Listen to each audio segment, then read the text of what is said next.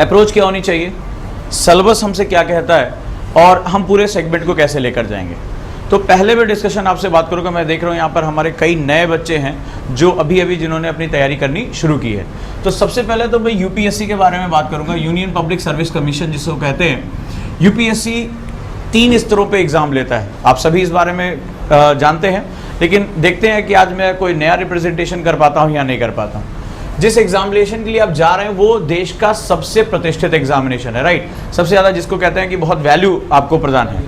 यहाँ पर आप अगर इसको क्वालिफाई करते हैं तो आप एक प्रशासनिक अधिकारी के रूप में आपकी पोस्टिंग होती है। हमारे पास कई सर्विसेज हैं, IAS, IPS, IFOs, Indian forest services, ये आपकी जो है वो आपकी जो नेशनलाइज यानी कि सेंट्रल सर्विसेज मानी जाती हैं। एडमिनिस्ट्रेटिव सर्विसेज आईपीएस और इंडियन फॉरेन सर्विसेज आईएफएस और इंडियन फॉरेस्ट सर्विसेज, ये एलीट क्लास की सर्विसेज है। इसके बाद एलाइड सर्विसेज होती है जैसे Indian revenue services, all these are the other services.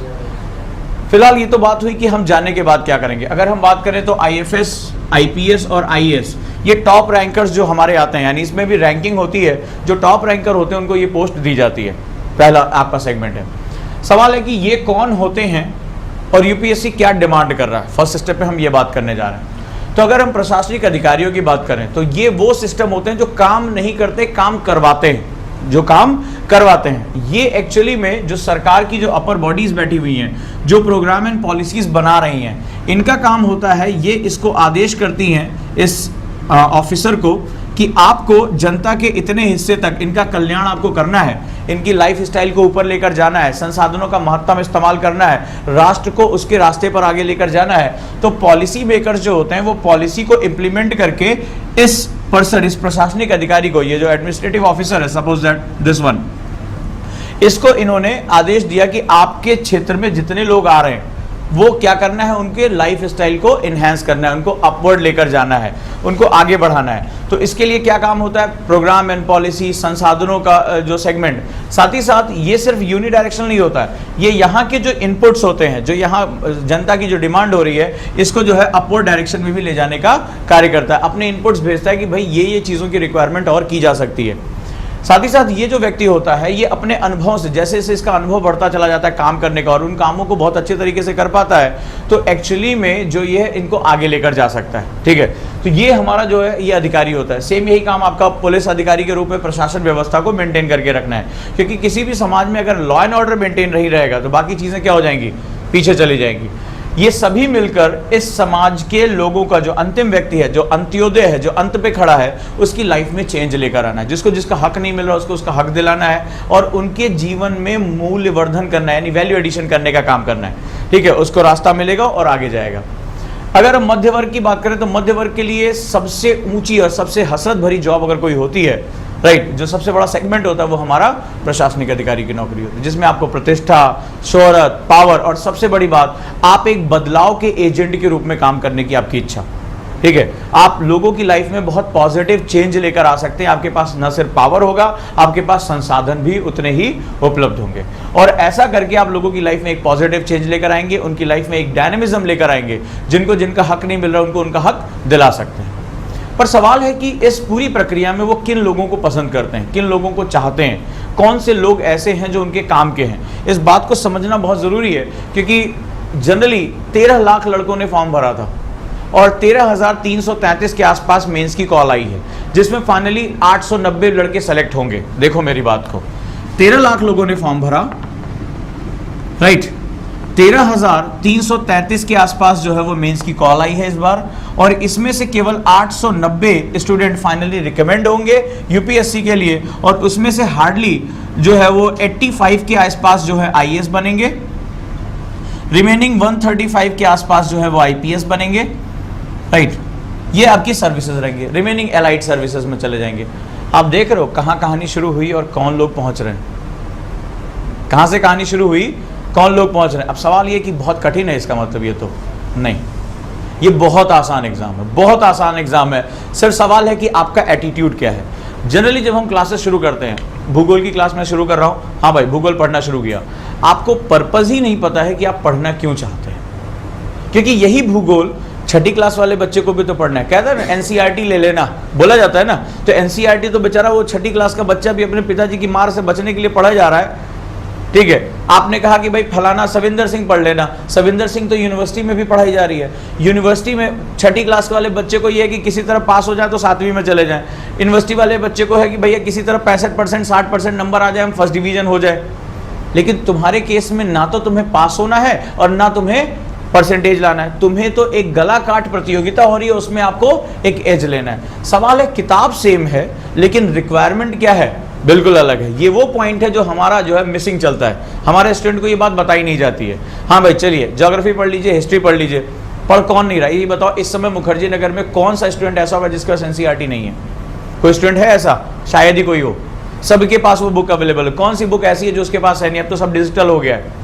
पर सवाल है कि क्या हर स्टूडेंट सिलेक्शन पा रहा है? नहीं पा रहा है, या उसके आसपास पहुंच रहा है? नहीं पहुंच रहा है। क्यों नहीं पहुंच रहा है? उसका कारण है कि उसको पता ही नहीं है कि ये एग्जाम है क्या और ये किन लोगों को मांग रहे हैं। आपने कहा कि सर इतने लोगों में से केवल इतने लोग सिलेक्शन होते हैं, बड़ी बड़ी आंखें करके हम कहते हैं। बहुत हमने सुना होगा बाहर कई घंटे पढ़ना पड़ता है, 14 घंटे पढ़ना पड़ता है, सुना होगा बहुत, ये कॉमन एक फेनोमेना चलता है, ठीक है। चलो भाई अगर ऐसा होता, ये ब्रिलियंट लोगों का या बहुत घंटे पढ़ने वालों का एग्जाम होता, तो भैया हम सारे आईआईटी से गोल्ड मेडलिस्ट उठा लेते और बोलते भैया तुम आईएएस बन जाओ, एक छोटा सा एग्जाम दे दो, ये 4 क्वेश्चन लगा दो, तुम तो ब्रिलियंट हो ही, तुम भैया जेएनयू के टॉपर हो, तुम डीयू के टॉपर हो, 90% वाले 80% वाले हो, तुम्हारे पास तो बहुत बुद्धि है, तो आ जाओ। तो बेचारे शिव साय अवस्थी जो गाँव से पढ़े थे, ठीक है, हिंदी मीडियम, हाईएस्ट परसेंटेज ही बेचारे की 58%, उनको तो आईएएस बनना ही नहीं चाहिए था।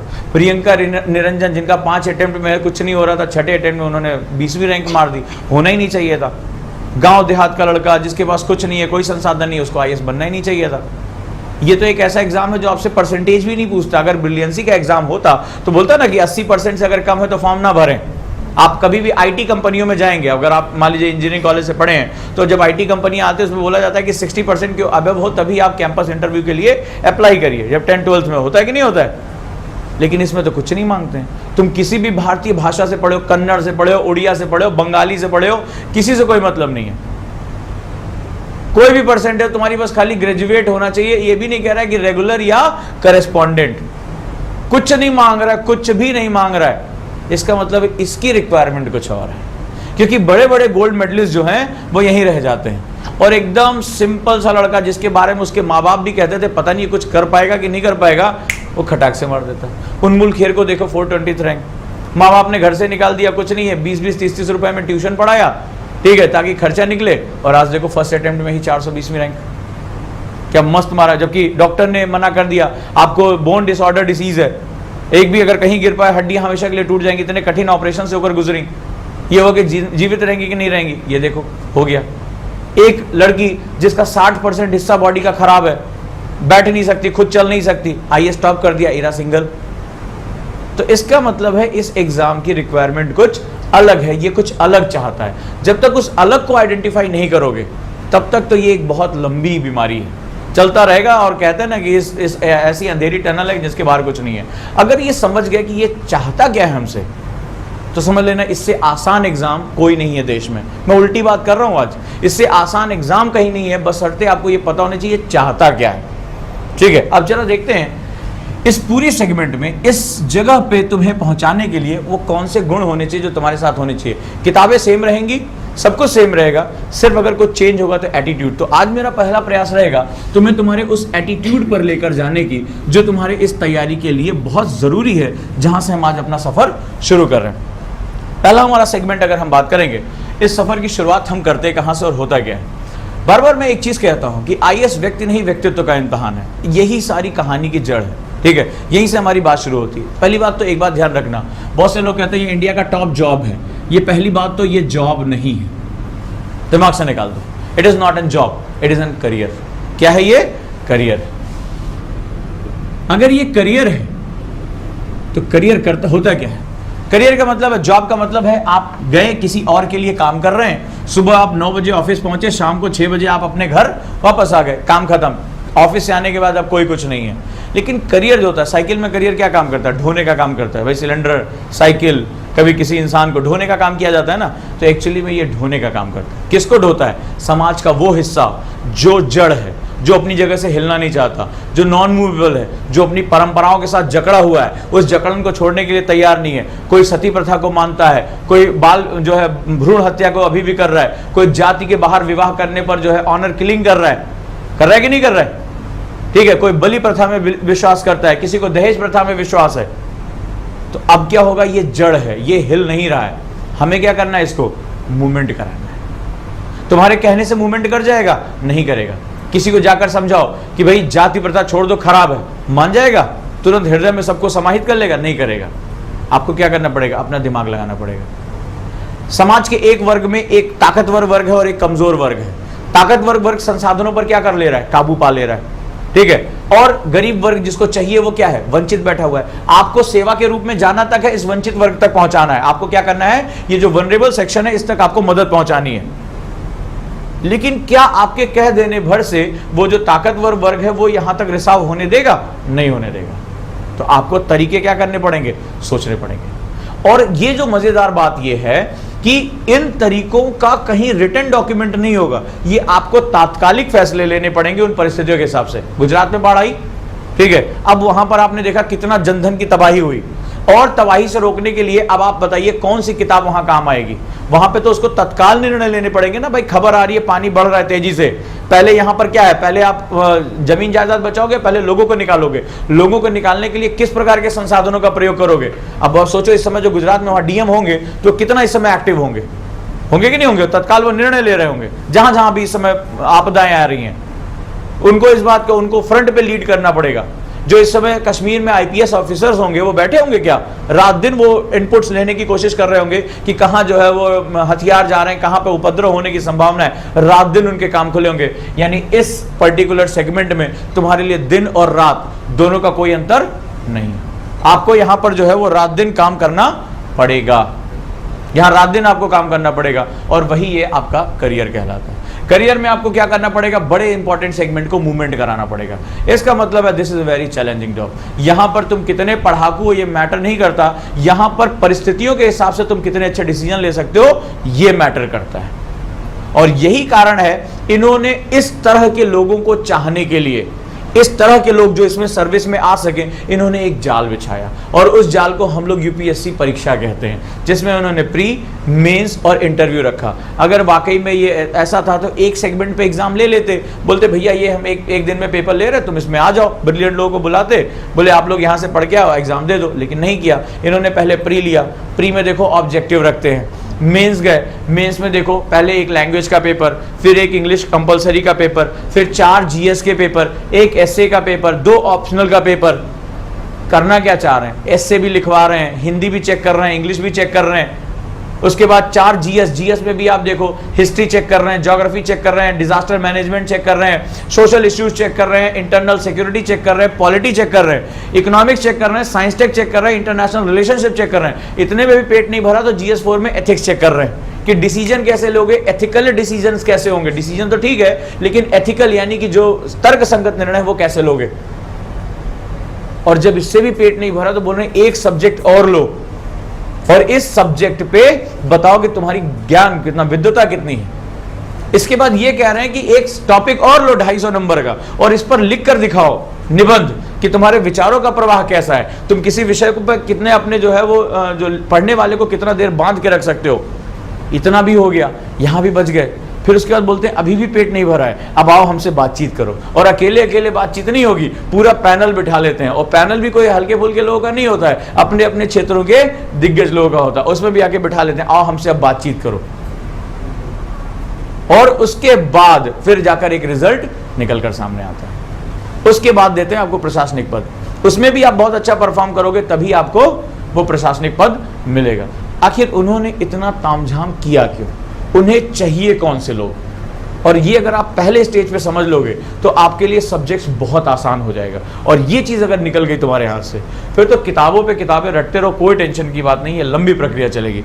चलो देखते हैं, जानना चाहते हो उन्हें किस तरह के लोगों की ज़रूरत है, और अगर अपने अंदर वो आप चेंज लेकर आओ तो आप बड़े आराम से वहाँ तक पहुँच सकते हो। चलिए हम लोग देखते हैं, एक छोटा सा एग्जाम्पल लेता हूँ, वो ज़्यादा अच्छी तरह समझ में आएगा। एक बार आपका जो है वो घूमने का मन कर गया, आप 4 दोस्त हो, घूमने निकल गए। घूमते घूमते आप कनॉट प्लेस पहुंचे, ठीक, बढ़िया है, हम 4 दोस्त हैं और घूमते घूमते पहुंचे और हम बात कर रहे हैं कि यूपीएससी आपसे डिमांड क्या कर रहा है। वहाँ एक भिखारी आता है आपके पास, ठीक है, बोला कुछ दे दीजिए भाई, कुछ दे दीजिए। अच्छा, उस भिखारी को क्या है, लेप्रोसी है, कुष्ठ रोग है, ठीक है, दोनों हाथ गले हुए हैं, उसको कुष्ठ रोग की बीमारी है, वो भीख मांग रहा है। अब चलिए, हमारा एक पहला दोस्त है, इसमें आप में से एक पहला दोस्त है, इसके पास पहुंचा। अब ये पहला दोस्त का क्या है, इसका जो पृष्ठभूमि है, इसका जो सेगमेंट है वो बैकवर्ड, मतलब वो उसका जो धार्मिक है, ठीक है, उसको बताया गया कि धर्म कर्म करते रहना चाहिए, पुण्य होना, दान पुण्य करने से अगले जन्म में सेगमेंट जाएगा।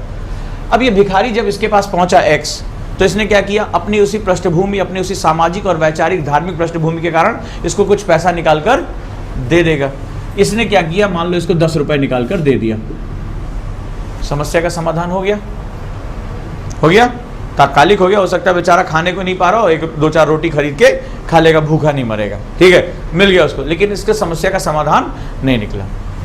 दूसरे दोस्त के पास गया, सेकंड, ये मान लो एक व्यापारी के घर का है, ठीक है, इसको सिखाया गया कि पैसा बड़ी मेहनत से कमाया जाता है, दांत से पकड़ा जाता है पैसा, ठीक है, और पैसा ऐसे फालतू किसी को नहीं दिया जाता।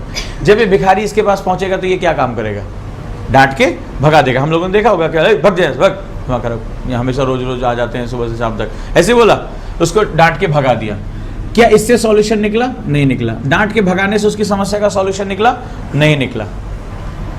तीसरा, ये हमारे समाज में पाया जाने वाला बहुतायत प्राणी है, ठीक है, बोल वचन, ठीक है, इसको बोलना होता है, 1.5-2 घंटा आज हमें बोलना है, तो अब इसने बोलना शुरू किया है, धका धक बोले जा रहा है, ठीक है, देखो भाई मेहनत से कमा खाना चाहिए, पुण्य जरूरी है, पिछले जन्म में तुमने जरूर कोई पाप किया होगा, तुम्हें इस जन्म में सजा मिली है, तुम एक काम करो, रोज शनि मंदिर पे जाकर तेल चढ़ाया करो, दुनिया भर की उसने जो सलाह दिया, देखा आज का हो गया, बोला निकल लिया, ना पैसा दिया, ना डांटा, ना कुछ किया, धीरे से निकल लिया। बोला भिखारी खड़ा बेचारा कि सोचा इतनी बात सुना रहे तो ज्यादा पैसा देंगे, कुछ नहीं हुआ। इस तीसरे से इसकी समस्या का समाधान निकला?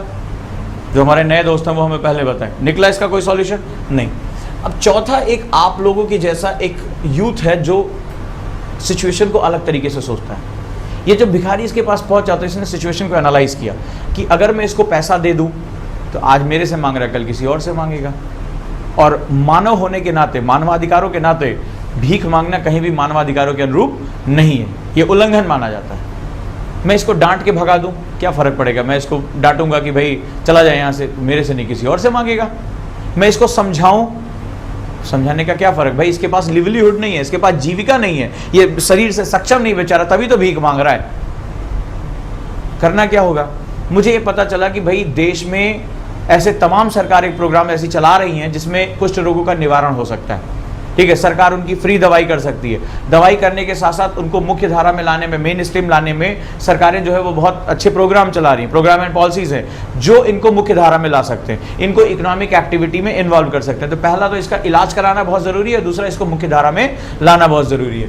आपने क्या किया, उसको एक हॉस्पिटल में या एक सरकारी प्रोग्राम एंड पॉलिसी में उसको एनरोल करा दिया, एक प्रयास किया आपने।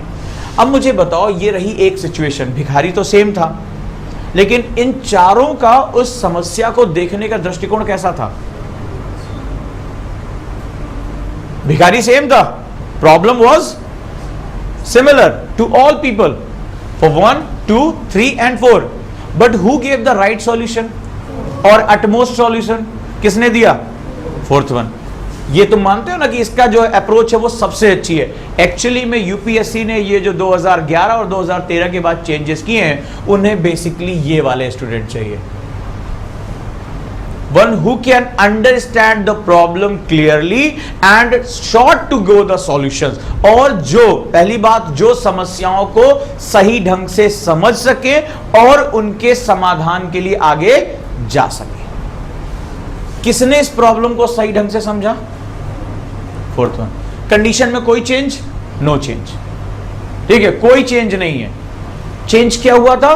प्रॉब्लम को सही ढंग से समझने की समस्या। आपको समझ में आया मैंने क्या कहा? जो समस्याओं को सही ढंग से समझ सके। ये अपनी कॉपी में आप ये पॉइंट लिखेंगे, पहला।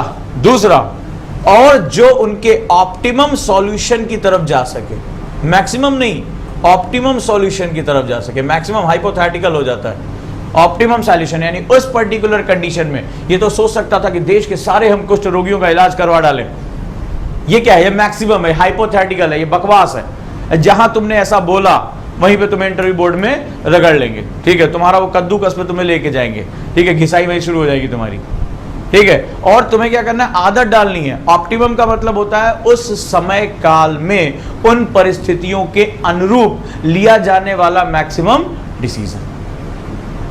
तो ये क्या हुआ? Optimum solution. अब ये पूरी दुनिया के भिखारियों थोड़े ना सोच रहा है जो उसके सामने केस स्टडी। अब थोड़े ना तुमने एक गरीब का मिटा तो पूरे देश से मैं गरीबी मिटा के रहूंगा, कुछ नहीं होने जाने वाला। तुम अपनी कैपेसिटी को समझो, संसाधनों को समझो। मैं जो मेरे अपने जिले में मेरे अपने विभाग के अंतर्गत आ रहे हैं, मैं उनके लाइफ में क्या करना चाहूंगा? चेंज करूंगा। तो पूरे जीवन काल में आप तमाम विभागों में जाओगे, कुछ ना कुछ तो अच्छा करोगे, वैल्यू एडिशन। और तुम अकेले देश के इकलौते आईएएस ऑफिसर नहीं हो भाई, पूरी एक लंबी एक सीरीज है। तुम अकेले सेलेक्ट नहीं हुए और ना तुम्हारे बाद ऐसा नहीं कि वैकेंसी बंद कर दी जाएगी। तो तुम्हारे बाद भी लोग काम करेंगे और तुमसे पहले लोग काम कर रहे हैं। उसी चेन का मुझे एक हिस्सा बनना है। मुझे जहां रहना है वहां वैल्यू एडिशन करना है। क्लियर है? ये हमारा अटमोस्ट डायरेक्शन होता है। और हमारा स्टूडेंट एक्चुअली में, सॉरी टू से, लेकिन वो इस बात को जानता ही नहीं है। वो पहले आता है, सिलेबस लेता है, किताब खरीदता है, धगाधक पढ़ना शुरू। उसको पता ही नहीं है कि उसको जाना कहां है और क्या करना है। तो यानी मैं इसी के आधार पर कहता हूं, आपको पहला क्या है? Try to understand problem clearly. I am not talking about the solutions. Don't need to try to find the solutions. There are lot of questions in UPSC. इतने तमाम क्वेश्चंस हैं जिसमें तुम्हें सॉल्यूशन, अगर प्रॉब्लम ही ढंग से समझ गए, बहुत बड़ी बात है। अब नक्सलवाद, कश्मीर की समस्या, जाति की समस्या, कन्या भ्रूण हत्या, ये सब मुद्दे हैं ना। कृषकों की आत्महत्या, समाधान मुझे बता दो, और बता सकते हो तो जाकर सरकार को बता दो। सरकार इंतजार कर रही है। इतने कोशिश करने के बाद भी इतने किसान आत्महत्या कर रहे हैं कि नहीं कर रहे हैं? बता दो। सरकार ने इतना जो है श्रम, जितना सैन्य बल लगा रखा है, कश्मीर में पत्थर फेंकने बंद हो गए? नहीं बंद हुए ना, बता दो। सरकार ने इतना जो है वो कोबरा फोर्सेस और पता नहीं क्या क्या ग्रीन हंट ऑपरेशन चलाए, नक्सलवाद बंद हो गया? नहीं बंद हुआ, ठीक है। आपको प्रॉब्लम आइडेंटिफाई करनी है, आपको हाइपोथेटिकल सॉल्यूशंस नहीं देने। जो स्टूडेंट हाइपोथेटिकल सॉल्यूशन देता है वही साफ हो जाता है। तो पहली बात, हमारे स्टूडेंट में जो मैं वहां बात करूंगा, ठीक है, जो स्टूडेंट सेलेक्ट नहीं होते, क्यों नहीं सेलेक्ट होते? उन्हें एक्चुअली में प्रॉब्लम सही ढंग से समझ में आती ही नहीं, उन्हें पता ही नहीं है। वो तो बस पढ़े जा रहे हैं, उनको पता ही नहीं कि पर्पस पढ़ क्यों रहे हो? ताकि मेरे देश की समस्याओं को समझ सको, भारत की समस्याओं को समझ सको। और मैं अगर एक ही वर्ड में यूपीएससी को समेट देता हूं, वो तुमसे पूरी कहानी में, पीटी मेंस और इंटरव्यू में, ये भूगोल क्यों पढ़वा रहे हैं तुमसे? आगे चलकर क्या तुम खगोलज्ञ बनोगे? वहां जाओगे, पृथ्वी सामने रख के ऐसा कुछ करोगे? हिस्ट्री तुमसे क्यों पढ़वा रहे हैं? क्या तुमसे कब्रें खुदवाएंगे? आर्कोलॉजिकल सर्वे में जा रहे हो? नहीं जा रहे हो ना, तो हिस्ट्री क्यों पढ़वा रहे हैं? आर्ट एंड कल्चर तुमसे क्यों पढ़वा रहे हैं? क्या करोगे तुम? वहां पे जाकर बताओगे कि ये कथकली है और ये कुचिपुड़ी है? ऐसा कुछ नहीं है, कुछ भी नहीं करने जा रहे हो। क्यों तुमसे पढ़वा रहे हैं? तो तुमसे साइंस एंड टेक्नोलॉजी पढ़वा रहे हैं। तुम्हें क्या रॉकेट छोड़ना है आगे चल के? नहीं करना है ना। तो तुमने कभी सोचा कि तुम्हें इतने सब्जेक्ट पढ़वाते क्यों हैं? क्यों बढ़वाते हैं? हिस्ट्री का क्या, मौर्य वंश के बारे में जान के तुम क्या वहां पे जो है वो बड़ा एक कदम मार दोगे, बहुत बड़े तीर चला दोगे? या चालुक्य कब आए और कब गए ये तुम जान जाओगे तो तुम कौन सा जो है रहस्य खोद के निकाल दोगे? या सिंधु घाटी सभ्यता में कहाँ कहाँ चूड़ी कंगन मिले हैं ये जान जाओगे तो तुम जो है कुछ नया जो है क्रांति पैदा कर दोगे? क्या करोगे तुम भाई? पृथ्वी कितनी बार किधर किधर घूमती है ये बताकर तुम क्या करोगे? रहना तो तुम्हें इसी पे और सापेक्ष रूप से तुम स्थिर हो। अब पृथ्वी 1 घंटे में कितना घूम जा रही है, 4 घंटे में कितना घूम जा रही है, घूमने दो यार। तुम्हें क्या करना है, लेकिन तुम्हें क्यों पढ़ाया जा रहा है? ये क्यों जो है ये सबसे इंपॉर्टेंट सेगमेंट है। और अनफॉर्चुनेटली हमारा स्टूडेंट इस क्यों के बारे में बात नहीं करता। हमारा स्टूडेंट सिर्फ और सिर्फ क्या के बारे में बात करता है। What is this, what is sir? Geography में सिलेबस कितना है सर? हिस्ट्री में कितना है सर? अभी एंशिएंट खत्म हो गया है, मेडाइवल कब शुरू होगा? वी ऑलवेज टॉक अबाउट क्या क्या क्या क्या क्या। We are not talking about क्यों। There are very few student, 1% student who just ask, only 1%, भाई क्यों? यही हो, आपने देखा होगा 1000 बच्चे की क्लास और 2 बच्चा सेलेक्ट होता है। फोटो बड़ी बड़ी छपती है, सालों तक छपती है, और यही पूछा, इतना ज्यादा छाप देते हैं उसको कि हर स्टूडेंट उसी 2 दिखाई पड़ता है, उस स्टूडेंट को 998 नहीं दिखाई पड़ता जो उसी क्लास में उतनी फीस देके उतना ही समय लगाकर फेल कर गया। We are not talking about the masses. अरे हमारा लोकतंत्र ही है भाई माइनॉरिटी का। 28% वोट पाने वाली सरकार बहुमत की सरकार होती है, यानी कि तुम्हें 28% लोगों ने तो पसंद किया, लेकिन 72% लोगों ने तुम्हें पसंद नहीं किया, फिर भी तुम बहुमत की सरकार हो। यानी कि 1000 बच्चे की क्लास में 2 बच्चा सेलेक्ट हुआ, एवरीबडी इज टॉकिंग अबाउट बहुत अच्छा रहा, बहुत अच्छा रहा। नोबडी इज आस्किंग अबाउट उन 998 का क्या हुआ भाई, जो गायब हो गए, इतनी फीस उतना ही सपना देखे। उनके सपने क्या किराए के थे? नहीं, उनके भी सपने उतने ही क्लियर थे, लेकिन ना तो उस स्टूडेंट से बात की गई और ना उस स्टूडेंट ने बात किया। दोनों तरफ से दिक्कत है। आप जिस एजुकेशन सिस्टम से होकर आए हो वो एजुकेशन सिस्टम भी डम्प्ड है। तो यहां पर क्या हो रहा है? क्यों? अगर कोई भी चीज, अगर आप हिस्ट्री पढ़ने जा रहे हो तो आस्क क्यों पढ़ने जा रहे हैं? यूपीएससी में हिस्ट्री का क्या करना है भाई? मुझे क्या बनाना चाह रहे हो? आगे मैं कुछ खुदाई उदाई करूंगा, मैं जो है वो स्वतंत्रता आंदोलन के बारे में पढ़कर जो है एक नया आंदोलन खड़ा करूंगा। मैं करने क्या जा रहा हूं? कुछ नहीं करने जा रहे हो ना। देन सोचो कभी क्यों पढ़ाया तुमसे, जानते हो? अब सोचो, आप लोग यूपीएससी के बारे में तैयारी भी कर रहे हो, and I am asking this question, क्यों? आखिर तुम बताओ, इतिहास पढ़ के क्या करोगे? बताओ। जान गई तुमने गांधी ने कैसे आंदोलन किया, बताओ गांधी का आंदोलन जान के तुम क्या कर लोगी? नया आंदोलन खड़ा कर दोगी अन्ना हजारे को रिप्लेस करके? तुम्हें सिंधु घाटी सभ्यता में ये पता चल गया चूड़ी कंगन कहां मिले, क्या करोगे इसका? फिर से जाके खोदोगी, लिपि पढ़ के दिखा दोगी सिंधु घाटी की? नहीं, मैं पढ़ के दिखा दूंगी, खड़खड़ यही बोला था। क्या करोगे इसको पढ़ के? लो, ये हालत है।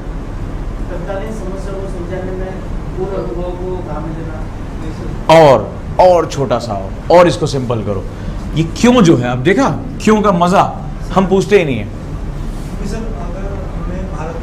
को जानेंगे, मतलब पहले हम भारत के बारे में जानेंगे, तभी हम उसकी समस्या को समझ पाएंगे, और हम उसकी समस्या को समझ पाएंगे तभी उनका हम कोई समाधान या कोई भारत की आवश्यकताओं को समझ पाएंगे। यूपीएससी सिर्फ इतना ही है, सिर्फ यही है पूरा सिलेबस। A1 2 3 4 5 6 जितने भी पेपर तुम्हें याद करने हो कर लो, सिर्फ इतना है यूपीएससी। भारत की आवश्यकताओं, अपने भारत को जानना। ये मैं नहीं कह रहा हूं, ये यूपीएससी के चेयरमैन प्रोफेसर डीपी अग्रवाल कहते हैं। जब उनसे पूछा गया कि आपने 2011 और 2013 में चेंज क्यों किया, 2011 में प्री में और 2013 में मेंस में, करना क्या चाहते हैं आप? इतना बवाल मचा हुआ देश में, आप क्या करना चाहते हैं? आपके ऊपर आरोप लग रहा है कि इंग्लिश मीडियम की तरफ जा रहे हैं, हिंदी ने। बोला हम ये सब नहीं जानते, हमें एक ऐसा बच्चा चाहिए जो रटने वाला ना हो, जो भारत को जानता है। और जब भारत की बात हम करेंगे, ये जो महान भूखंड है, ये कोई एक दिन में तो पैदा नहीं हुआ, एक सतत संस्कृतियों के साथ पैदा हुआ। भारत के लोग आज हम जहां हैं, वहां हमारा जो कल्चर है वो 5000 सालों से भी ज्यादा पुराना माना जाता है कि नहीं है? तो हम यहां तक पहुंचे कैसे? आज हमारे पास जो है, आप उठाकर देख लो, हर जगह तुम्हें अपने पुराणों, अपने वेदों का जो है वो जो है सिस्टम मिलेगा। यहां तक ये जो हमारा वाक्य है सत्यमेव जयते, ये भी मुंडकोपनिषद से उपनिषद से लिया गया है। तो आखिर हम यहां तक पहुंचे कैसे, वो मूल्य कैसे आए? और जब ये मूल्य डेवलप हुए तो आपने एक सनातन धर्म के रूप में अपनी उत्पत्ति की, और धीरे धीरे अन्य धर्मों का इसमें क्या हुआ, विलय हुआ, और इसकी वजह से आज हम अनेकता में एकता का सिद्धांत अपने आप में पाते हैं। जब हम भूगोल का अध्ययन करते हैं तो हम ये पाते हैं कि प्रायद्वीपीय भारत यहां ना होकर गोंडवाना लैंड का पार्ट था, ठीक है? यहां हिमालय नहीं हुआ करता था। और जब आज से लगभग 7.1 करोड़ वर्ष पूर्व जब प्लेट टेक्टोनिक मूवमेंट हुए थे ज्योग्राफी में, तब ये हिस्सा आकर टकराया, और उसमें जो है ये प्रायद्वीपीय भारत, ये महान हिमालय और मैदानों का निर्माण हुआ। तो आखिर इनके माध्यम से हमें क्या पता चलेगा इंडिया के बारे में? और जब मैं इंडिया यानी भारत की बात करता हूं तो भारत की संभावनाएं क्या हैं, भारत का इतिहास, भूगोल, विज्ञान, संस्कृति क्या है, भारत की चुनौतियां क्या हैं,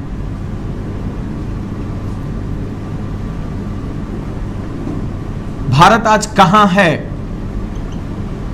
और कहां जाना चाहता है।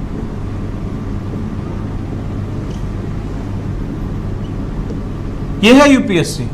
किताबों से अपने दिमाग को बाहर निकाल लो, बहुत आसान हो जाएगा।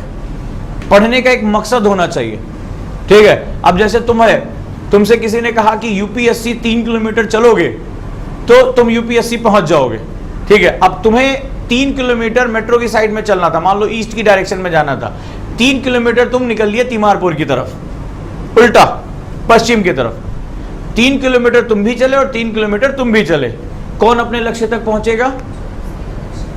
कौन अपने तरफ, जिसकी डायरेक्शन एक्यूरेट होगी। समझे मेरी बात? तुम भी दावा कर सकते हो सर मैं भी 3 किलोमीटर चला हूं, मेरे को उतनी मेहनत लगी है, ये भी 3 किलोमीटर चले, लेकिन ये तो पहुंच गए अपने लक्ष्य तक, लेकिन आप लक्ष्य तक नहीं पहुंच पाए क्योंकि आपकी मेहनत के साथ दिशा नहीं थी, आपकी मेहनत के साथ डायरेक्शन नहीं था। तो डायरेक्शन कौन तय करेगा? कि जब आपको अपना पर्पस पता हो। आप लोग नीचे से देखते हो यूपीएससी को कि भाई अभी पहले पीटी आएगा, पीटी क्वालिफाई होगा तो एक आध दो चांस में मेंस पे पहुंच जाएंगे, फिर मुंह पर रहता है, मेंस निकल गया तो इंटरव्यू में पहुंच जाएंगे। ऐसे स्टूडेंट का सिलेक्शन होता भी नहीं। ये मैं वो प्रैक्टिकल अप्रोच, ऐसे स्टूडेंट का सिलेक्शन नहीं होता, ये एक्चुअली उल्टा है। अक्सर मेरे पास स्टूडेंट आता है कि सर पीटी की तैयारी कराएंगे मेंस की, हमें पहले पता चल जाता है ये इसका मामला साफ हो रहा है। सॉरी टू से, लेकिन गड़बड़ है। पीटी और मेंस जैसी चीजें नहीं होती हैं। यूपीएससी में पर्पस मेंस होता है। आप कैसे पीटी और मेंस के लिए अलग अलग करोगे, सारा इंफॉर्मेशन है। ये बताओ गांधी का आंदोलन, पीटी के लिए अलग से वो आंदोलन चलाएंगे और मेंस के लिए अलग आंदोलन चलाएंगे? बोले यूपीएससी का एस्पिरेंट पढ़ेगा तो पीटी में हम अलग आंदोलन चला लेते हैं, मेंस में अलग आंदोलन। 1942 का आंदोलन उनका अलग होगा और पीटी के लिए अलग होगा। ऐसा पृथ्वी जो है पीटी के लिए अलग तरीके से घूमेगी, मेंस में अलग तरीके से घूमेगी। वेरी गुड, ठीक है। संसद जो है पीटी में अलग तरीके से काम करेगी, मेंस में अलग तरीके से काम करेगी, क्योंकि वो तुम्हारा इंतजार कर रहे हैं ना। गलत है, ये अप्रोच ही गलत है। आपको इंटीग्रेटेड अप्रोच रखना पड़ेगा। आपको ऊपर निकलकर, जो आप ये नीचे से ऊपर की तरफ देख रहे हैं, ऊपर से नीचे देखिए। यानी कि ये सर्विस मुझसे चाहती क्या है, ये मुझसे प्रशासनिक गुण चाहती है, मुझसे जो है वो शैक्षिक गुण नहीं चाहती। शैक्षिक गुण चाहती तो इसके पास बहुत सा, सभी यूनिवर्सिटीज के टॉप 3 लड़के भी उठाते, सीटें भर जाती, सारे टॉपर्स उठाती, सीटें भर जाती, जरूरत ही नहीं थी तुम्हारी एक एग्जाम कराने की। और एग्जाम कराना ही था तो एक सिंपल सा एक स्तर का एग्जाम करा लेती, 1 महीने में रिजल्ट बाहर, है ना। यहाँ तो साल साल भर प्रक्रिया चलती है। क्यों? उन्हें एक्चुअली में पढ़ाकू नहीं, एडमिनिस्ट्रेटिव लोग चाहिए, प्रशासनिक लोग चाहिए, जो इस प्रशासन के घोड़ों को सही ढंग से संतुलित कर सके। उसको दौड़ना नहीं है, उसको दौड़वाना है। उसके पास पूरा सिस्टम, एक डीएम जो होता है उसकी गाड़ी चलाने वाला होता है, उसका दरवाजा खोलने वाला शोफर भी होता है, उसको दरवाजा भी अपना नहीं खोलना है। उसका अर्दली होता है, तुरंत यहाँ पर देखो अर्दली एकदम बढ़िया टोपी वोपी लगाए, फाइल कौन रखेगा, कौन सी फाइल देनी, उसका अर्दली होता है। उसका एक पीए होता है, एक उसका सेक्रेटरी होता है भाई, ठीक है, कि भैया सेक्रेटरी सर इसकी आपसे मीटिंग है, इसको उसको कॉल भी नहीं करना, उसको बोलना उसको कॉल कर दो, ये मेरी फाइल ऐसी चाहिए। उसको कुछ, उसके पास क्या है, पूरा तामझाम है। उसके नीचे का जगह, उसको नहीं जाना है गांव में, फोन कर दिया वीडियो से, ये फाइल मेरे को चाहिए। एसडीएम को, एसडीएम ने वीडियो, वीडियो को नीचे प्रधान तक, वो पूरी एक सिस्टम मिला हुआ है। उसको कौन चाहिए? जो उन सभी घोड़ों को हाँक ले जाए, जो उनसे काम निकलवा सके। उसमें से कई लोग होंगे आनाकानी करेंगे, नहीं काम करेंगे, लेकिन आपको क्या करना है? आपके ऊपर तो संसद बैठी हुई है ना, वो आपसे काम चाहती है और आप काम नहीं कर पा रहे, आप काम नहीं कर पा रहे। फंस गया मामला, हो गया गड़बड़। तो आप जो है, आपके अंदर एडमिनिस्ट्रेटिव सिस्टम होना चाहिए। तो दोस्तों आप इस बात को समझिए, आपको भारत की आवश्यकताओं को समझना है। यानी आपको अपने चारों तरफ, अब आपको अपनी किताबों से बाहर निकलना पड़ेगा। ये जो ज्योग्राफी, हिस्ट्री, पॉलिटिक्स किताबें बहुत छोटी हैं।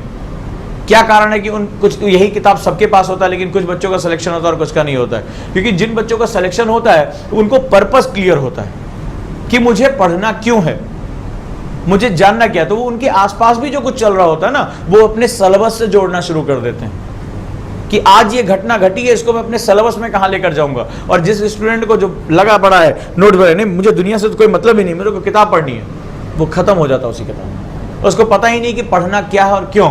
तो जिस समय आपको अपनी आवश्यकताएं पता चल जाएंगी, मेरी इंडिया की अपॉर्चुनिटीज क्या है, उसी समय आप सक्सेस होना शुरू कर जाओगे। डन। तो ये आपकी संभावनाएं और चुनौतियां यहां पर आ जाती हैं। आप भारत को समझो। अब आपको क्या करना पड़ेगा?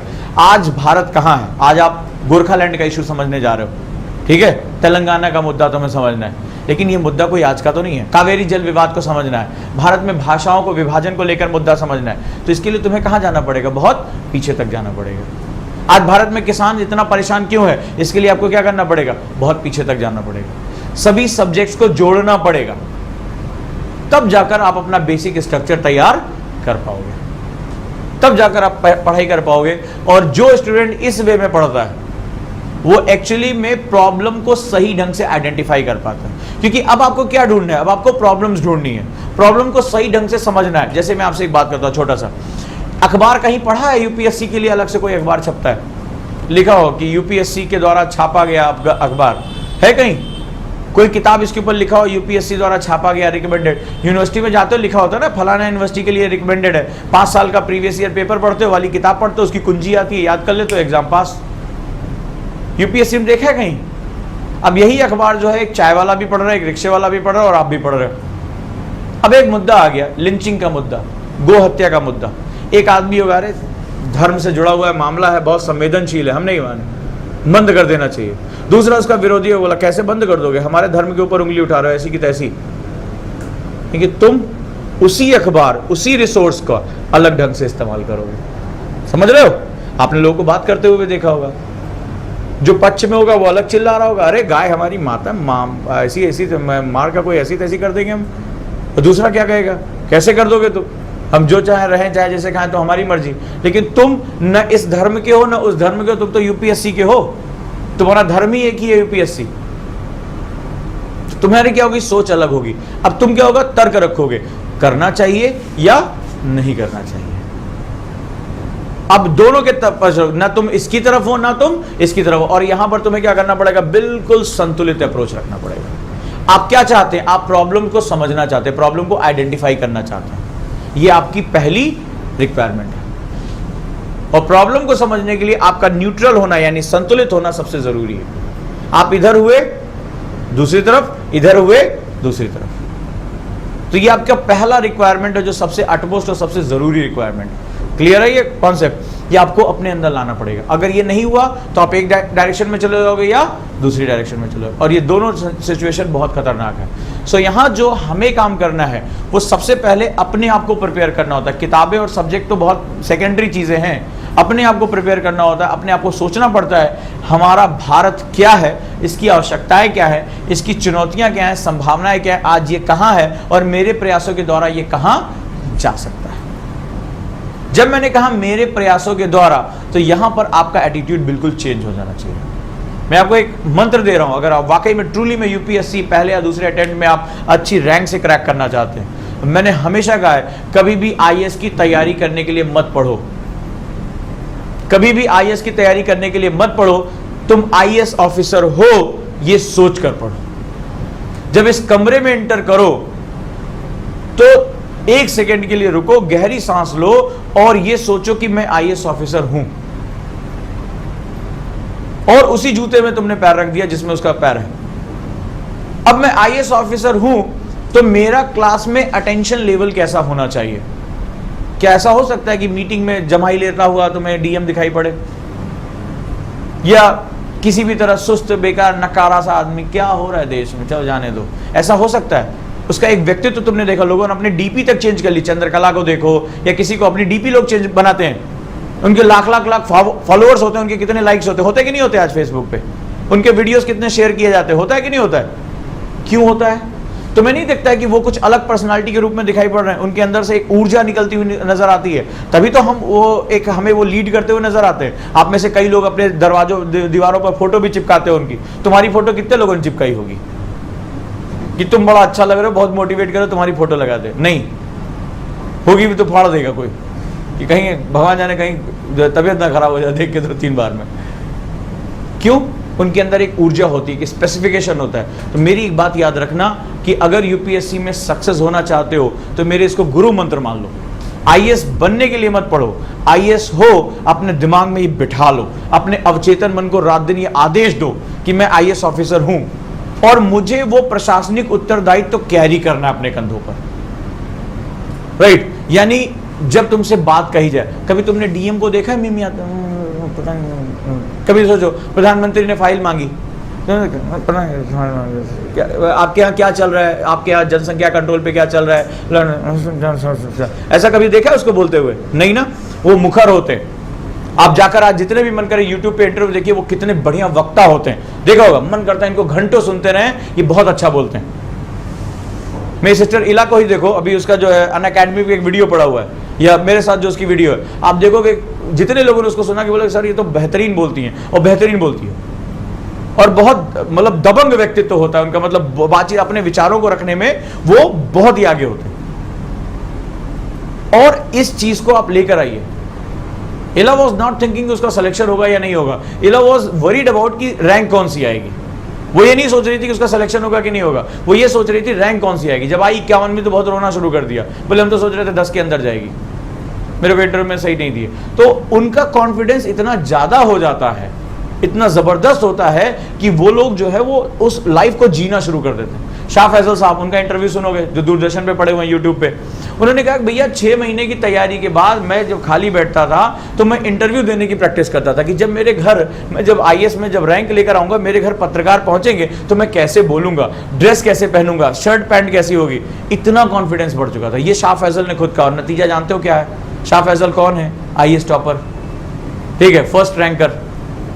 अदापा कार्तिक आईएएस टॉपर, जब उनका सेमिनार में देखने गया था, बंदा 6 घंटा बोलता रहा खड़े खड़े ऑडिटोरियम में, और 6 घंटे में उसकी वॉइस फ्लक्चुएट तक नहीं की एक बार भी। और मतलब ठसा ठस ऑडिटोरियम, खालसा ऑडिटोरियम भरा था, बैठने के लिए जगह नहीं थी, और 6 घंटा वो पर्सनालिटी बोलती रही और लोग सुनते रहे उसको। न वो हिला न ऑडियंस उठी, 6 घंटे तक बांध के रखा। इतना जबरदस्त ऑरेटर। तो ये तुम्हारे अंदर क्या होना चाहिए? आपको उस पर्सनालिटी को तैयार करो।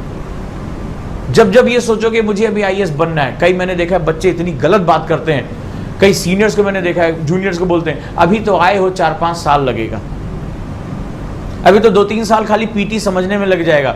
मैंने देखा है 2-3 स्टूडेंट आए थे मेरे पास काउंसलिंग की, उनकी जिंदगी खराब हो चुकी है, 3-3 4-4 अटेम्प्ट में पीटी नहीं निकला उनका। उन्होंने बोला कि मैंने क्या किया इतने साल? बोले सर 2 साल तो हमें बताया गया था कि खाली पीटी समझने में लग जाएगा, हो गया काम खत्म। इतना बड़ा कठिन एग्जाम नहीं है, बहुत ईजी है, आप कठिन बना लेते हो उसको। मैंने अपने अनुभव से सीखा है, अगर आप वाकई में यूपीएससी में कुछ करना चाहते हो तो मेरी इस बात को गांठ बांध लो कि जब भी अपनी क्लासेस में प्रवेश करो तो इस एटीट्यूड के साथ प्रवेश करो, इस दृष्टिकोण के साथ कि तुम आईएएस ऑफिसर हो। और हर समय ये तुम्हारे दिमाग में विजिलेंट होना चाहिए। जब तुम अपने दोस्तों के साथ बात कर रहे हो, जब तुम अपने क्लास का क्वेश्चन पूछ रहे हो, जब तुम्हारे टीचर तुमसे क्वेश्चन पूछ रहे हैं, तो हर समय तुम्हारा वो व्यक्तित्व जो है वो उभर कर आना चाहिए। आशावादिता होनी चाहिए। कई बच्चों देखे एकदम स्लाउच करके ऐसे बैठे रहते हैं, पता नहीं घर में कौन सी तबाही मच गई हो। ये गुजरात में इन्हीं की जमीन जो है उजड़ गई थी बाढ़ में। नहीं, कुछ बच्चों को तुम देखोगे, नोटिस करके देखना, क्लास में वो हमेशा एक्टिव रहते हैं। यहां तक कि कई बच्चे, जैसे कुछ बच्चे क्वेश्चन पूछते हैं तो कई बच्चे मजाक उड़ाते हैं, बहुत बड़ा तेजूलाल बन रहा है। लेकिन जिनको पता है कि कंपटीशन तो मेरा अकेले का है ना, जिस दिन सिलेक्शन होगा मेरा होगा, मैं पूरा कुनबा लेके थोड़े ना जाऊंगा। और अगर मैं नाकामयाब हुआ तो भी कौन किसके हिस्से आएगी? मेरे अकेले के हिस्से आएगी। मेरा साया भी मेरा जो है वो उस दिन नहीं लेगा, मेरे माँ बाप भी मेरे हिस्से की असफलता को बांट नहीं पाएंगे। वो दर्द केवल और केवल मेरा होगा। तो जब सफलता आपकी, असफलता आपकी, तो दुनिया की परवाह किस बात की भाई?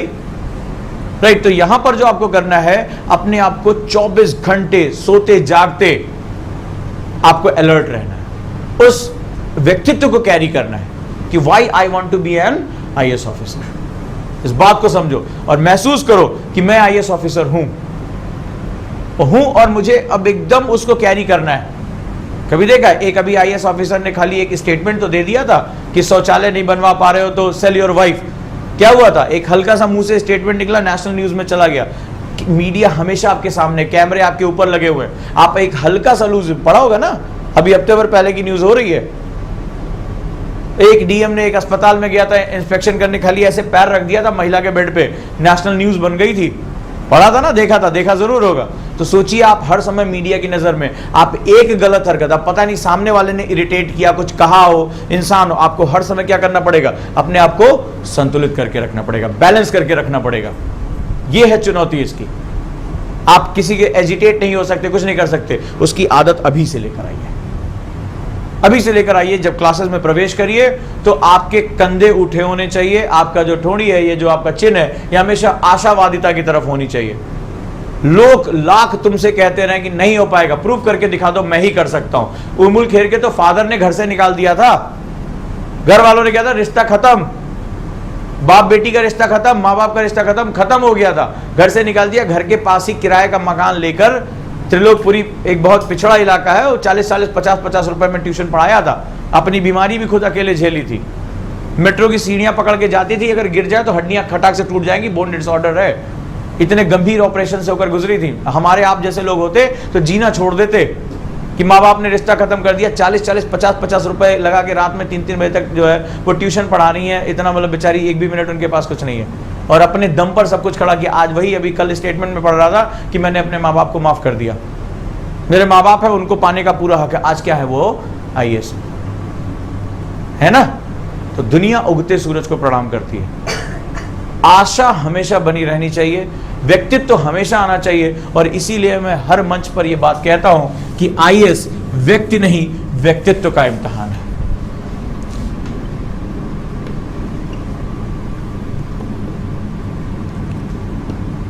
व्यक्तित्व का इम्तिहान है। और यहीं पर आकर वो सारी किताबें सेकेंडरी हो जाती हैं। लोग मुझसे पूछते हैं कि सर 10 घंटा पढ़ना चाहिए 12 घंटा। मैं तुमसे कहता हूं 16 क्यों नहीं, 16 क्यों नहीं, 18 क्यों नहीं। ये 10 घंटा 12 घंटा किसने निर्धारित किया कि 12 घंटा पढ़ के तुम IAS बन जाओगे। तो फिर मुनीश का क्या हुआ, जिसकी सेकंड रैंकर थी, जिसके फादर जो नहीं थे, माता दूसरों के घरों में काम करती थी, बेचारे ने किसी तरह पढ़ के नौकरी ज्वाइन की। मेट्रो में आने जाने से लेकर उसको 4 घंटा हार्डली पढ़ने का मौका मिलता था। उसने सेकंड रैंक पहले अटेम्प्ट में कैसे निकाल दी, उसको नहीं निकालना चाहिए था भाई। जब 12 घंटा 14 घंटा आपके सक्सेस का प्रतीक है तो उसको तो 4 घंटे पढ़ने के लिए मिल रहा है, उसको तो बेचारे को सोचना भी नहीं चाहिए था। और फर्स्ट अटेम्प्ट में सेकंड रैंक मारी उसने। जिसका फादर नहीं है, माता दूसरों घरों में काम कर रही है, नौकरी करके उसको गुजारा चलाना है, उसको तो आना ही नहीं चाहिए था। तो एक्चुअली में ये 12 या 14 या 16 घंटे का खेल नहीं है, ये खेल केवल अपने व्यक्तित्व का है। मेरे फेसबुक पे रमेश घोलप साहब हैं, ठीक है, आज IAS ऑफिसर हैं, ठीक है। रमेश घोलप अपनी माँ के साथ चूड़ियां बेचा करते थे, इतने गरीब थे। इनको रामू के नाम से जाना जाता था। इन्होंने जब IAS हुए, ठीक है, इन्होंने अपनी पहली पोस्ट डाली थी, रामू बिकम्स रमेश घोलप IAS, भारतीय प्रशासनिक सेवा। आज इनके इतने फॉलोअर हैं, इतना बढ़िया काम कर रहे हैं। उन्होंने अपनी शिक्षा व्यवस्था, अभी बहुत चर्चा में थे, अभी न्यूज़पेपर में आ रहा था, इन्होंने इतना जो है करप्शन पकड़ा जिसकी कोई हद नहीं है। देखिए कितने लोगों को इन्होंने, गरीबों को मकान दिलवा दिए, और जो पैसा गरीबों के लिए आ रहा था उनके ऊपर तमाम माफिया ने इनके ऊपर दबाव डाला, इनकी सबकी ऐसी तैसी कर दी। और आज इनके इतने फैन फॉलोइंग है, इनका खाली ट्रांसफर ऑर्डर निकला था, जनता सड़क पर आ गई, हीरो बना लिया इनको, बोले जाने नहीं देंगे चाहे जो हो जाए। ट्रांसफर ऑर्डर वापस हुआ इनका। तो आप हीरो हैं आने वाले समय के, आप परिवर्तन के एजेंट हैं। आप लोगों की जिंदगी में पॉजिटिव परिवर्तन ला सकते हैं, सिर्फ लोगों की नहीं, अपनी। चूड़ी बेचने वाली का लड़का, और ये दिव्यांग है, मजेदार बात है, चूड़ी बेचते थे अपनी माँ के साथ, रामू नाम से बुलाया जाते थे, हे रमुआ, ठीक है, इस तरफ से झारखंड और बिहार के क्षेत्र में। और रामू, इन्होंने पहली पोस्ट डाली थी, नाउ रामू बिकेम रमेश घोलप, भारतीय प्रशासनिक सेवा, ठीक है। आज लिखा जाता है, आज कहीं भी जाते हैं इतनी फोटो शेयर करते हैं, बढ़िया पगड़ी पहन के और भाषण दे रहे हैं, और जनता सामने बैठी तालियां बजा रही है, बढ़िया वेल मेंटेन सूट, और गाड़ियां, लाल बत्ती, शोफर खड़ा है, पीछे बॉडीगार्ड खड़े हैं। आज वो चूड़ी बेचने वाले का लड़का आज इतने प्रभाव में, इतनी ताकत में जी रहा है। समझ रहे हो इस चीज को? ये तुम कर सकते हो, तुम उस जगह पर हो, तुम यहां तक अगर पहुंचे, इन क्लासेस तक पहुंचे हो, तो इन सपनों के लिए तुमने बहुत बलिदान किया होगा। नहीं तो बहुत से लोग सोचते होंगे IAS बनने का, कौन नहीं सोचता IAS IPS बनने का, लेकिन यहां तक नहीं पहुंच पाते, सोचते रह जाते। तो तुम में कुछ खास है कि अपने घरों से निकलकर, अपनी परिस्थितियों से लड़कर इन कुर्सियों पर आज बैठे हो। तो यह भी तय है कि अगर ये सपने तुम्हारी आंखों में जिंदा रहे तो इससे आगे भी जाओगे। ये बात तुम ध्यान रखना, इससे आगे भी जाओगे। रोक कोई नहीं सकता, सिर्फ एक आदमी तुम्हें रोकेगा, और वो तुम खुद हो। और दुनिया की कोई भी ताकत, दुनिया की कोई भी शक्ति तुम्हें रोकने की हिम्मत नहीं कर सकती, अगर तुम्हारा वाकई में सपना बिल्कुल क्लियर है और तुम्हारे लक्ष्य बिल्कुल साफ है, और तुम्हारे अंदर इतनी प्यास है कि तुम अपने देश को कुछ वापस करना चाहते हो, अपने देश के लिए कुछ करना चाहते हो, अपने देश को समझते हो, और अपने देश को आगे ले जाने में अपना एक कंट्रीब्यूशन तो करना चाहते हो। जिन लोगों ने रमेश घोलप के लिए आंदोलन किया, वो कुछ नहीं थे, जानते भी नहीं थे, लेकिन उन्हें तो यह लगा कि इस आदमी ने हमारी जिंदगी में परिवर्तन किया। आज तुम कितने लोगों की लाइफ में चेंज कर सकते हो? कौन तुम्हें पहचानता है? कौन तुम्हारे लिए सड़कों पर आंदोलन और लाठियां खाने के लिए भी तैयार है? लेकिन एक आदमी के अच्छे कदम ने उसको देखिए हीरो बना दिया। लोग लाठियां खाने के लिए तैयार थे, ह्यूमन चेन बना ली कि जाने नहीं देंगे चाहे जो हो जाए। ट्रांसफर ऑर्डर वापस हुए, ये शक्ति है। क्या लगते थे उनके? कुछ नहीं, सिर्फ उनको क्या हुआ, उनका हक दिला दिया, और जिंदगी भर जब तक वो जिएंगे तब तक वो उनके दिलों में हीरो बनकर रहेंगे। तो हमारी आपकी लाइफ का मकसद क्या है? जाना कहां चाहते हैं हम लोग? करना क्या चाहते हैं? जाने कितने लोग ऐसे जी रहे हैं, जाने कितने लोग मर जा रहे हैं, कुछ पता नहीं चल रहा है। ये एक ऐसी सेवा है जो वाकई में आपको एजेंट ऑफ चेंज बनने के लिए मजबूर करेगी। अगर आप इस जगह पहुंच जाते हैं तो जाने कितने हजारों लाखों लोगों की जिंदगी में परिवर्तन कर सकते हैं। लेकिन परिवर्तन की शुरुआत तो यहां से होती है। तो पहले खुद को परिवर्तित करने के लिए तैयार रहो। तुम्हें सुबह तुम्हारी नींद नहीं खुलती है, रात में तुम जो देर तक पढ़ नहीं पाते, कंसंट्रेशन तुम्हारा घंटे भर का भी नहीं है, हर छोटी मोटी चीज तुम्हें डिस्ट्रैक्ट करती है। इसका मतलब जब तुम नहीं तैयार हो, जब तुम परिवर्तन करने के लिए रेडी नहीं, तो तुम कहां से लोगों की जिंदगी में परिवर्तन कर पाओगे। So first change starts here, यहां से, एंड देन हियर, और देन तो पूरी दुनिया तुम्हारी प्रतिभा देखेगी। ये एक ऐसा मंच है जो तुम्हें सब कुछ करने के लिए दुनिया के सामने रख देगा। तुम्हारा मुख्यमंत्री, तुम्हारा प्रधानमंत्री तुमसे सलाह लेगा। हमारे प्रधानमंत्री बैठते एक तरफ अजीत डोभाल साहब, एक तरफ जयशंकर साहब। कौन है? एक आईपीएस ऑफिसर, एक आईएफएस ऑफिसर है, यही तो है। जब देश की नीति निर्माण की बात आती है तो हम लोग अमिताभ कांत की बात करते हैं। कौन है? 78 बैच का केरल आईएएस ऑफिसर, यही तो है। और आज क्या है? नीति आयोग के सीईओ हैं। आज पूरे देश में क्या थिंकिंग होगी, क्या पॉलिसीज बनेगी, ये कौन? एक आईएएस ऑफिसर ही तो तय कर रहा है मेरे भाई। और वो नीतियां जाने कितने लोग की जिंदगी में क्या कर रहे हैं? चेंजेस लेकर आ रहे हैं। लेकर आ रहे हैं कि नहीं लेकर आ रहे हैं? तो आप लोग कल जो है वो चेंज का बहुत बड़ा एजेंट बनने जा रहे हो, बशर्ते उस चीज को समझो, रियलाइज करो कि तुम हो कौन। और सबसे बड़ी चीज है, इस प्रोसेस को समझने के लिए रेडी रहो।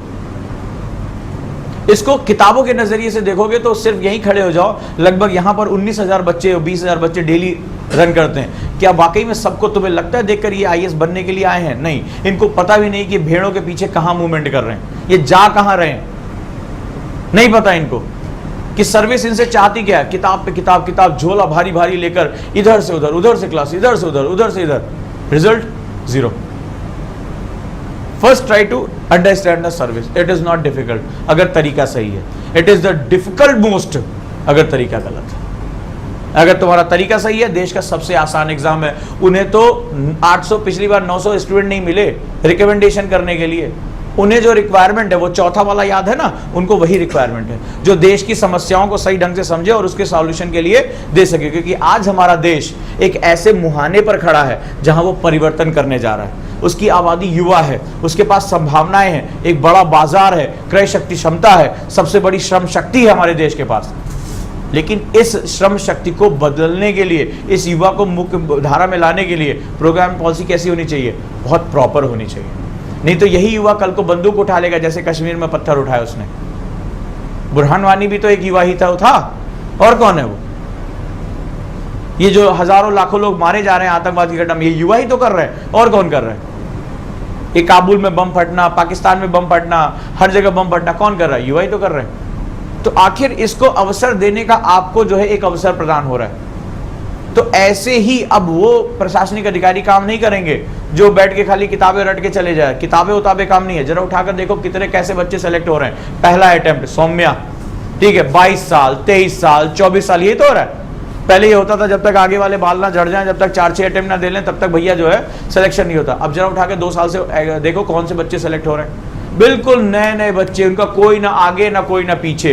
पहला अटेम्प्ट दिया अंदर, टीना डाबी क्या था यार, 22 साल, फर्स्ट अटेम्प्ट अंदर। सौम्या फोर्थ, इला, ये सब जितने बच्चे, बेदी, ये सब कोई इनकी उम्र हुई है कोई बहुत ज्यादा नहीं, ज्यादा इन्हें समझ, लेकिन इन्होंने वो समझा जो यूपीएससी को चाहिए। यूपीएससी जिधर जा रहा है उसने अपनी बुद्धि लगा दी उधर, बेटा ये मांग रहा है ये दे दो। पहले अटेम्प्ट दूसरे अटेम्प्ट में अंदर इनको आज से 1-2 साल पहले कोई नहीं जानता था कौन है ये, और आज ये रोल मॉडल है। ये होता है सिस्टम, बहुत इजी है, तरीके उनके समझो। और हम लोग क्या होता है पुराने तरीकों से अपने काम में लगे पड़े, ऐसा बोला गया था ऐसा करेंगे, हो गया खेल खत्म हो जाएगा, कुछ नहीं कर पाओगे, राइट। तो मैं आपसे बार बार कह रहा हूं, आईएएस व्यक्ति नहीं व्यक्तित्व का इम्तिहान है। आप कहां से आए हो, आपकी जाति धर्म क्या है, आपकी एजुकेशन क्या है, कितने बुद्धिमान हो, कोई मतलब नहीं कहता। पूरी आईएएस की प्रक्रिया, ये जो यूपीएससी तुम क्वालिफाई करने जा रहे हो, ये कुछ और नहीं है, इस व्यक्ति से व्यक्तित्व में बदलने की क्रिया है, बस इतना ही प्रोसेस है। As a person you came here, as a person you born, फलाने के बच्चे हो, फलाने के भाई हो, फलाने की बेटी हो, यही तुम्हारी आइडेंटिटी है, तुम एक व्यक्ति के रूप में हो। आगे का सफर यहां पर यूपीएससी इस व्यक्ति से व्यक्तित्व का सफर है, इतना ही है। जो ये इसमें पास हो गया वो अंदर। इस बार कई ऐसे बच्चे सेलेक्ट हुए, एक बहुत फेमस वीडियो चल रहा है जिसमें उसका लास्ट अटेम्प्ट था, लास्ट अटेम्प्ट में फाइनल हुआ है। देखा होगा, तुम लोगों ने भी सुना होगा, पढ़ा होगा, वीडियो भी देखे होंगे। लास्ट अटेम्प्ट मतलब तोड़ देने की हालत। मतलब आप इससे पहले के अटेम्प्ट में इंटरव्यू में पहुंच रहे हो, फेल, इंटरव्यू में पहुंच रहे हो, फेल, इंटरव्यू में पहुंच रहे हो, फेल। अगर कोई और इंसान होता तो अरे यार गिव अप, छोड़ दो, अब नहीं होगा। लेकिन इसने क्या कहा, उसने क्या बोला, just one more try, just one more try, just one more try. दुनिया कहती अरे यार अब देखो इंटरव्यू में पहुंच के नहीं हो पा रहा, अब नहीं हो पाएगा, देखो अब नहीं हो पाएगा, अब नहीं हो पाएगा, अब नहीं हो पाएगा। बोला just one more try. And इस बार मारा तो ऐसा मारा, सबने कहा अरे हमें तो पता था ये कर जाएगा। लोगों की राय बदलने में सिर्फ 1 मिनट लगता है, इससे ज्यादा कुछ नहीं। कल तक वो दुनिया भर का दुश्मन था, उसने बताया कि जीना हराम हो गया था मेरा, मेरे अपने घर वाले जीना हराम करके बैठे थे, और आज सबको फक्र है, वीडियो शेयर हो रही हैं, फोटो शेयर हो रहे हैं, यादें शेयर हो रही हैं, क्योंकि आज क्या है वो IAS। तो सिर्फ 1 सेकंड लगता है लोगों की राय बदलने में। तो तुम्हें लोगों की राय पे काम नहीं करना है, तुम्हें अपने लिए काम करना है। सपने तुमने देखे हैं तो कीमत भी तुम ही चुकाओगे, और कोई नहीं। तो ये यूपीएससी की जो प्रक्रिया है दोस्तों, ये इतिहास, भूगोल, राजनीति, करंट अफेयर्स, इन सबसे कहीं दूर ये व्यक्ति से व्यक्तित्व की जो है वो सफर है, बस इतना ही। अब व्यक्ति क्या होता है और व्यक्तित्व क्या होता है? व्यक्ति के रूप में हमने जन्म लिया, व्यक्ति के रूप में हम यहाँ आए, व्यक्तित्व हमें बनाना है, और व्यक्तित्व बनाने की प्रक्रिया और तलवार बनने की प्रक्रिया दोनों सेम होती है। ठीक है, आप इस समय एक कच्चा लोहा हो, क्या हो, एक लोहा हो, तो लोहे को क्या किया जाता है तलवार बनाने की प्रक्रिया में? पहले आग में झोंक दिया जाता है, पिघलाया जाता है, गर्म किया जाता है ना, तो तुम्हें तपना है अभी, फिर तलवार बन गई, नहीं बनी, उसको पीटा जाता है हथौड़ी से, चोट लगती है उस पर, लगातार उसको उसी समय मना कर दे, नहीं हम अब और नहीं, तो क्या होगा, तलवार बनेगी? नहीं बनेगी। फिर वो क्या होता है, एक शेप लेती है, अभी भी तलवार नहीं बनी, उसके बाद उसको पत्थर पे घिसा जाता है, घिसते रहते हैं, धार रखते रहते हैं, फिर और तपाते हैं और पीटते हैं और धार रखते हैं, तब जाकर एक तलवार का निर्माण होता है, और उस तलवार से युद्ध जीते जाते हैं, इतिहास लिखा जाता है। तो तुम भी एक्चुअली में इसी प्रोसेस में हो। तो जब तुम्हें तकलीफ होगी, नहीं यार शरीर थक रहा है, 8 घंटे हो गए, तो तुम्हें अपने आप को धकेलना पड़ेगा, थोड़ा सा और, थोड़ा सा और। ठीक है, जब फेल कर गए कभी, तुम्हारे अपने लोगों ने कहा तुमसे नहीं हो पाएगा, तब तुम्हारे अंदर आवाज आनी चाहिए कि मुझे तुम्हें दिखाना है कि अगर ये किसी से हो पाएगा तो वो मैं, इट्स मी, ओनली मी, उसे बताना पड़ेगा। जब तुम्हें ही लगने लगे, तुम्हारा ही मन का एक हिस्सा बोले यार तुमने पीटी दिया था, नहीं हुआ, अब नहीं हो पाएगा, कोई और एग्जाम देख लो, तब उसको रोकना पड़ेगा, रुक, तू बहुत भागता है। ठीक है, जब मैंने डिसीजन लिया है तो मुझे इसकी कीमत चुकानी पड़ेगी। जब तुम एग्जाम में बैठे होगे, तुम्हारे दोस्त का किसी एग्जाम में सिलेक्शन हो गया, तुम्हारे घर से फोन आया, अरे तुम कब तक तैयारी करोगे, तो तुम अपने आप से कह सको कि या तो बनूंगा, यूपीएससी में जाऊंगा, या फिर खत्म, यूपीएससी और नथिंग। तो जब इरादे इतने मजबूत होंगे तो जाएगा कहां भागकर। यह है तुम्हारे व्यक्तित्व का सफर। जब तुम्हें नौकरी भी करनी पड़े और तुम्हें पढ़ना भी पड़े, जब तुम्हें लगे अरे दूसरे वाले को तो 12 घंटे पढ़ने का वक्त मिल रहा है, कोई बात नहीं है, मुझे 4 घंटे मिल रहा है ना, मैं अपने 4 घंटे अपने दिमाग को इतना निचोड़ दूंगा कि मुझे और कुछ सोचने की जरूरत ही ना पड़े। जब अगला तुम्हारा कॉम्पिटिटर 6 घंटा सो रहा है तो तुम अपने आप को याद दिलाओगे अगर मैं 4 घंटा भी सोऊंगा तो मरूंगा नहीं। ठीक है, मुझे वो चीज पानी है। ये होता है तुम्हारा व्यक्तित्व का सफर। जब तुम्हें रोज रोज रोज अपने आप से लड़ना पड़े और तुम लड़ते लड़ते जीतने की आदत में पहुंच जाओ, जब तुम्हारी आंखें डबडबा रही हो और तुम मुंह पर पानी मार के पढ़ने बैठ जाओ, नहीं मेरे को पढ़ना है। और ये मैं नहीं कह रहा हूं, ये शाह फैसल कहते हैं। शाह फैसल कहते हैं जब मैं बिस्तर पे सोने जाता था थक के, तो मैं अपने आप से एक सवाल पूछता था कि क्या तेरा आज का टारगेट पूरा हुआ? और अगर मेरे अंदर से जवाब आता था नहीं तू आज बेईमानी कर रहा है, मैं तुरंत बिस्तर में निकलकर बाहर आ जाता था, खुद को गाली देता, तुझे सोने का कोई हक नहीं है, तो तूने आज के लक्ष्य पूरे नहीं किए। जब एक एक दिन जोड़ा तब रिजल्ट क्या आया? टॉपर। इसी के लिए तुम आए हो ना, टॉपर। तो एक एक दिन जोड़ा, सोचते अरे आज सो लेते, कल ज्यादा पढ़ लेंगे। कल तो कभी आया ही नहीं, कल आज तक किसने देखा है? Tomorrow never comes. So when you want to prepare yourself, you have to fight daily. आपको डेली लड़ना पड़ेगा और जीतने की आदत डालनी पड़ेगी। लड़ाई भी 2 तरीके की होती है, एक बार लड़ोगे हार जाओगे और एक बार लड़ोगे जीत जाओगे। जब तुम्हारा, इसी को हम लोग दृढ़ संकल्प कहते हैं। वो दृढ़ संकल्प कहीं बाजार में नहीं मिलता, कहीं गोली नहीं आती दृढ़ संकल्प की। वो दृढ़ संकल्प यही होता है, हर सिचुएशन में तुम्हारी अलर्टनेस होनी चाहिए। जैसे बाहर निकले, बाहर एक बड़ी सी टीवी लगी हुई है, ठीक है, मैच चल रहा बड़ा बढ़िया, भीड़ लगी हुई है, लोग तुमने देखो एकदम स्टूडेंट भीड़ लगाए, तुम्हारे मन करेगा लाओ यार 2-4 ओवर देख ही ले। 2 सवाल आएंगे दिमाग में, 2-4 ओवर देख ले 10 मिनट में क्या हो रहा है। और दूसरा अलर्ट माइंड क्या कहेगा, 10 मिनट मेरे लिए बहुत है, 10 मिनट में मैं ध्यान भी लगा सकता हूँ, अपने आप को रिलैक्स भी कर सकता हूँ और फ्रेश होकर पढ़ने बैठ भी सकता हूँ। सवाल है कि क्या तुम उस क्षण में तुम्हारे ऊपर कंट्रोल है कि नहीं है। और अगर वाकई में तुम अपने सपनों के लिए जी और मर रहे होगे तो हर समय तुम्हारा कंट्रोल होगा और उस समय वही चीज काम आएगी कि तुम आईएएस बनने के लिए नहीं आए। जो बनने के लिए आते हैं वो पता नहीं क्या क्या बन जाते हैं। जो आईएएस हैं ये सोचकर पढ़ाई कर रहे हैं उनके लिए ये बहुत आसान सफर है, क्योंकि उन्हें पता है कि उनके काम को छोड़कर संसार में और कोई भी चीज उनका ध्यान नहीं बटा सकती। वो एक ही काम के लिए आए हैं, आईएएस, और उनका जीना मरना सब कुछ क्या है, यूपीएससी है। बस इतना है। तो फिर ये टीवी क्या है और ये नाच गाना क्या है और त्योहार क्या है, उनके लिए सब कुछ मतलब ही नहीं करता, नथिंग, सब उसके लिए वेस्ट है। उसको सिर्फ एक ही चीज प्यार दे सकती है और उसको उस दिन खुशी मिलेगी जिस दिन उसका रिजल्ट उसको मिल जाएगा। छोटे सा एग्जांपल देता हूँ, पैशन किसे कहते हैं। इला को बोला जाता था कि बेटा सो गए, रात में 3 बज गए, 2 बज गए, 2:30, बेटा सो जाओ, आप बहुत थक गई होगी। तो क्या पलट के बोलती थी, मम्मी आपको क्या पता आईएएस में कितना सेक्रीफाइस करना होता है। इस समय मेरा कॉम्पिटिटर जो है वो इस समय बैठ के पढ़ रहा होगा, मुझे 1 घंटा और पढ़ना है, सिर्फ 1 घंटा और पढ़ना है। चिंता होती थी हेल्थ का क्या होगा। ये 1-1 घंटा जुड़ते जब जुड़ा और 2 साल की मेहनत एक दिन रंग लाई तो रिजल्ट आपके सामने है कि नहीं है। तो जब उसको समझाया जाता था, अब उसी में वो लगे, हाँ मम्मी कह रही हैं सोना है, हम बढ़िया तान के सो लो। तो वो खुद समझाती थी उल्टा कि मम्मी आप सो जाओ, आप टेंशन ना लो, मेरा कॉम्पिटिटर इस समय पढ़ा। वो बोली ऐसे ही कि आपको क्या पता कि आईएएस में कितना सेक्रीफाइस करना पड़ता है, और मेरी कॉम्पिटिटर जो होगी या मेरा कॉम्पिटिटर जो होगा वो इस समय पढ़ रहा होगा, तो मुझे उससे 1 घंटा ज़्यादा पढ़ना है। अब कहने को तो 1 घंटा था, 1 दिन था, लेकिन ये 365 दिन जुड़ा तो 365 घंटा हो गया भाई। This is known as compound effect. और वो 365 घंटा उसको कहाँ ले गया। तो आपको रोज लड़ना होगा। नींद किसको नहीं आती, थकान किसको नहीं होती, दिमाग किसका नहीं भटकता, पर सवाल है कि तुम अपने मन के गुलाम हो या तुम्हारा मन तुम्हारा गुलाम है। बस यही है, यही सारा खेल है। इसका खेल यही समझता है। ये सारी किताबें धरी रह जाती, बहुत लोग की धरी रह गई, पर सवाल है कि तुम इस एग्जाम में उतरने से पहले खुद को तैयार कर पाए हो या नहीं कर पाए। तो यही लोग इस एग्जाम में उतरें।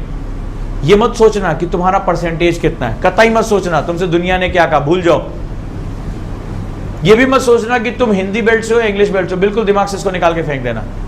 ये भी मत सोचना कि तुमने करस्पॉन्डेंट से पढ़ाई की या रेगुलर पढ़ाई की, ये भी निकाल के फेंक देना, कोई मतलब नहीं है इसका। ये भी मत सोचना कि तुम जिंदगी भर फर्स्ट डिवीजन नहीं आए हो या तुम्हारी कोई अचीवमेंट नहीं है, तुम्हें कभी गोल्ड मेडल नहीं मिला तो तुम्हारा नहीं होगा, ये भी दिमाग से निकाल देना। तुम्हारे पास नई किताब है या नहीं, ये भी दिमाग से निकाल देना, कोई मतलब नहीं है। सिर्फ एक चीज दिमाग में रखना कि तुम्हारे सपनों के लिए तुम कितनी कीमत चुका सकते हो, बस ओनली वन थिंग। कितनी कीमत तुम अपने सपनों के लिए चुकाने की हैसियत रखते हो। अगर ये कर सकते हो बेस्ट है, उसके बाद तो सारा सफर आसान है, बहुत आसान है।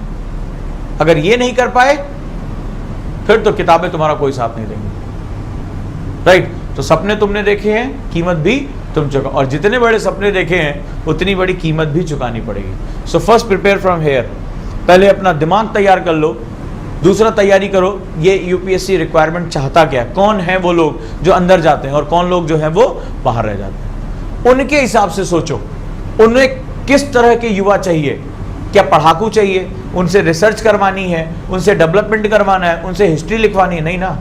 उन्हें तो एक जनरल स्टूडेंट चाहिए, जनरल स्टूडेंट जो तत्कालिक निर्णय ले सके। और तत्कालिक निर्णय वही ले पाता है जिसका दिमाग खुला होता है, जो अपने आसपास से सीखने की कोशिश करता है, जो किताबों को अलग तरीके से प्रयोग करता है कि भाई इसमें है क्या और मुझे इसका करना क्या है, जो उसको एक हथियार के रूप में इस्तेमाल करता है कि भाई ये मैंने इतिहास पढ़ा है, भाई मैंने पढ़ा कि फलानी जगह ऐसा होता है, मेरी पोस्टिंग यहाँ है, तो मैं उनके इस ऐतिहासिक गुणों का फायदा उठाकर किस तरह आज की समस्याओं को सॉल्व कर सकता हूँ।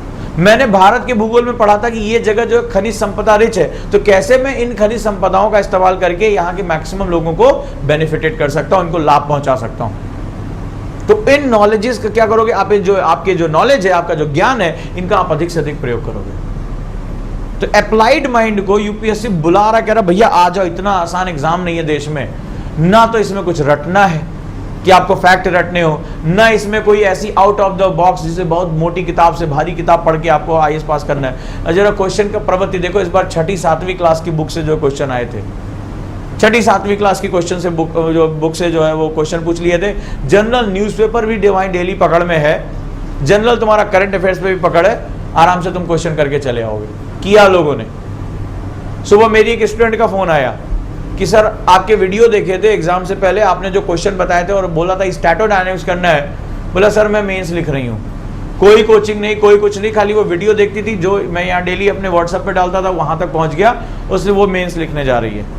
और कितने स्टूडेंट ऐसे थे जो दह दनादन मटीरियल पे मटीरियल, कोचिंग पे कोचिंग, उनसे पीटी नहीं निकला। सवाल किस चीज का है? ये एटीट्यूड का। ये आपको चेंज करना पड़ेगा, ये आपको बदलाव लाना पड़ेगा। कोचिंगें जो होती हैं वो केवल आपको ब्रशअप करने का काम करती हैं, आपको निर्माण नहीं करेंगी। आपका बहुत गलत धारणाएं आपको होती हैं। कोचिंग आपको ब्रशअप करेंगी, आपका रास्ता आपसे दिखाया जाएगा। और कोचिंग में अब टीचर से ज्यादा मोटिवेटर की जरूरत है, क्योंकि इतना कुछ हमारे आसपास है ना, वो हमें ही पढ़ने नहीं दे रहा है। यहां से लेकर मार्केट तक निकल जाओ, 50 किताबें, 50 बुक, 50 नोट्स, वेबसाइट।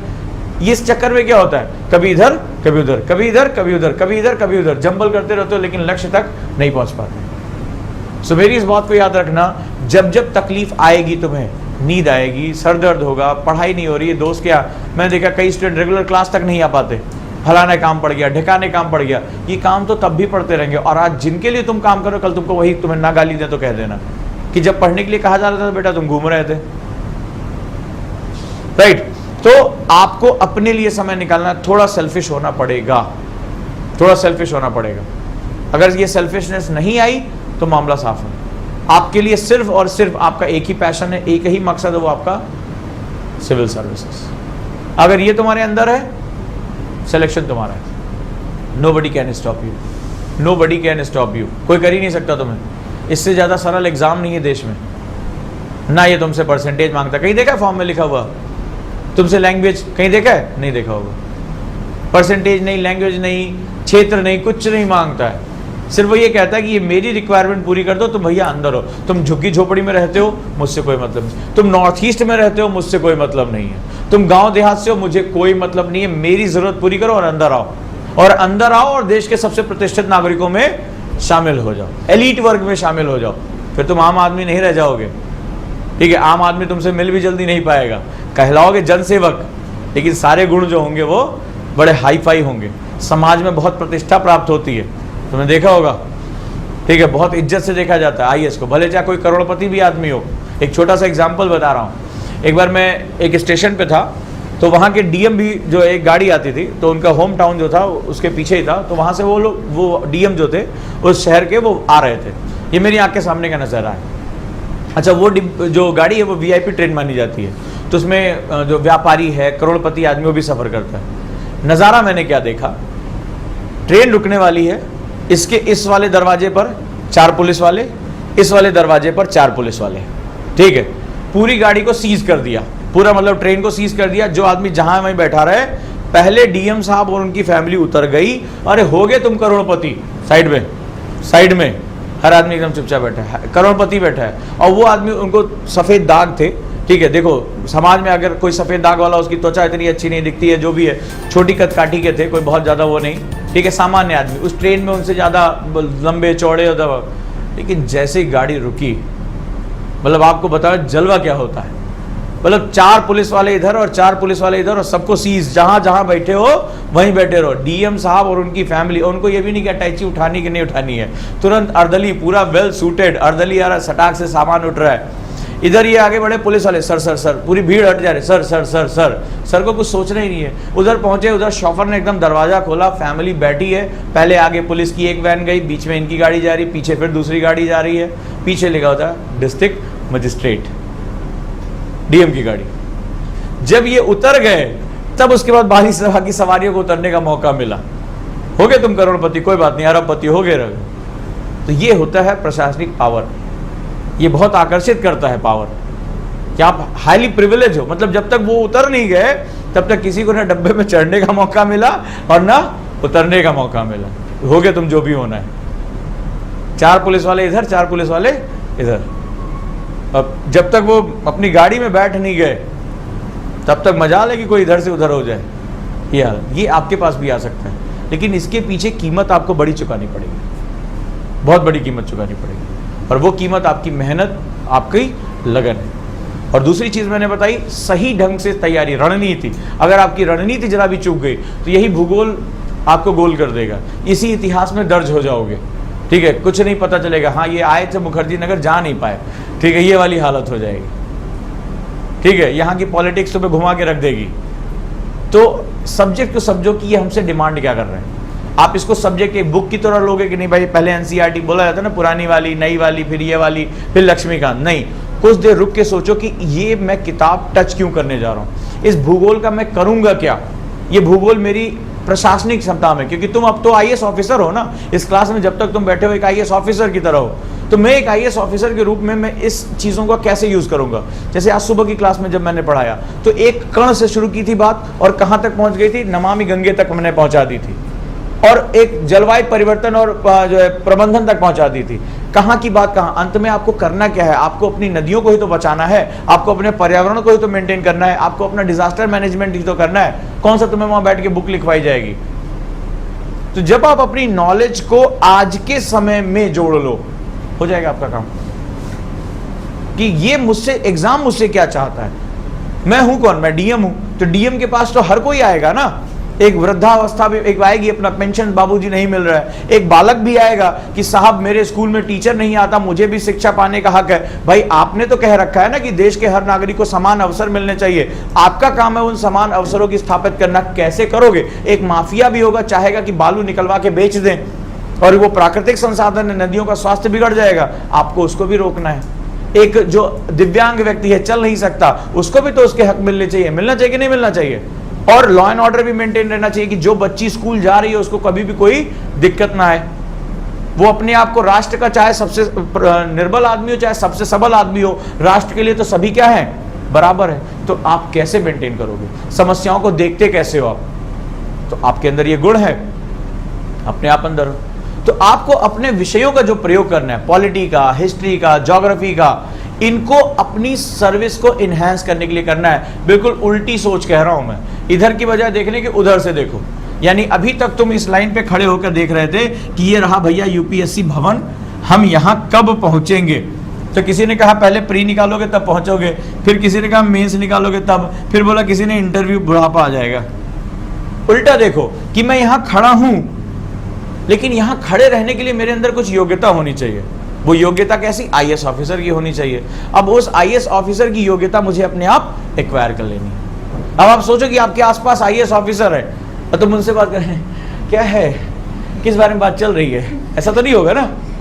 अभी मैं गया था जब वहाँ पर बीकानेर हाउस, वहाँ पर जो यूनियन होम सेक्रेटरी साहब आए थे, ठीक है, अमिताभ कांत साहब थे, ठीक है, तमाम आईएएस आईपीएस ऑफिसर थे, आईजी रैंक के ऊपर के सारे ऑफिसर थे। उन लोगों को मैंने देखा क्या है, वो लोग किस तरह बातचीत कर रहे हैं, मतलब एक एक शब्द उनके बड़े नपे तुले होते थे।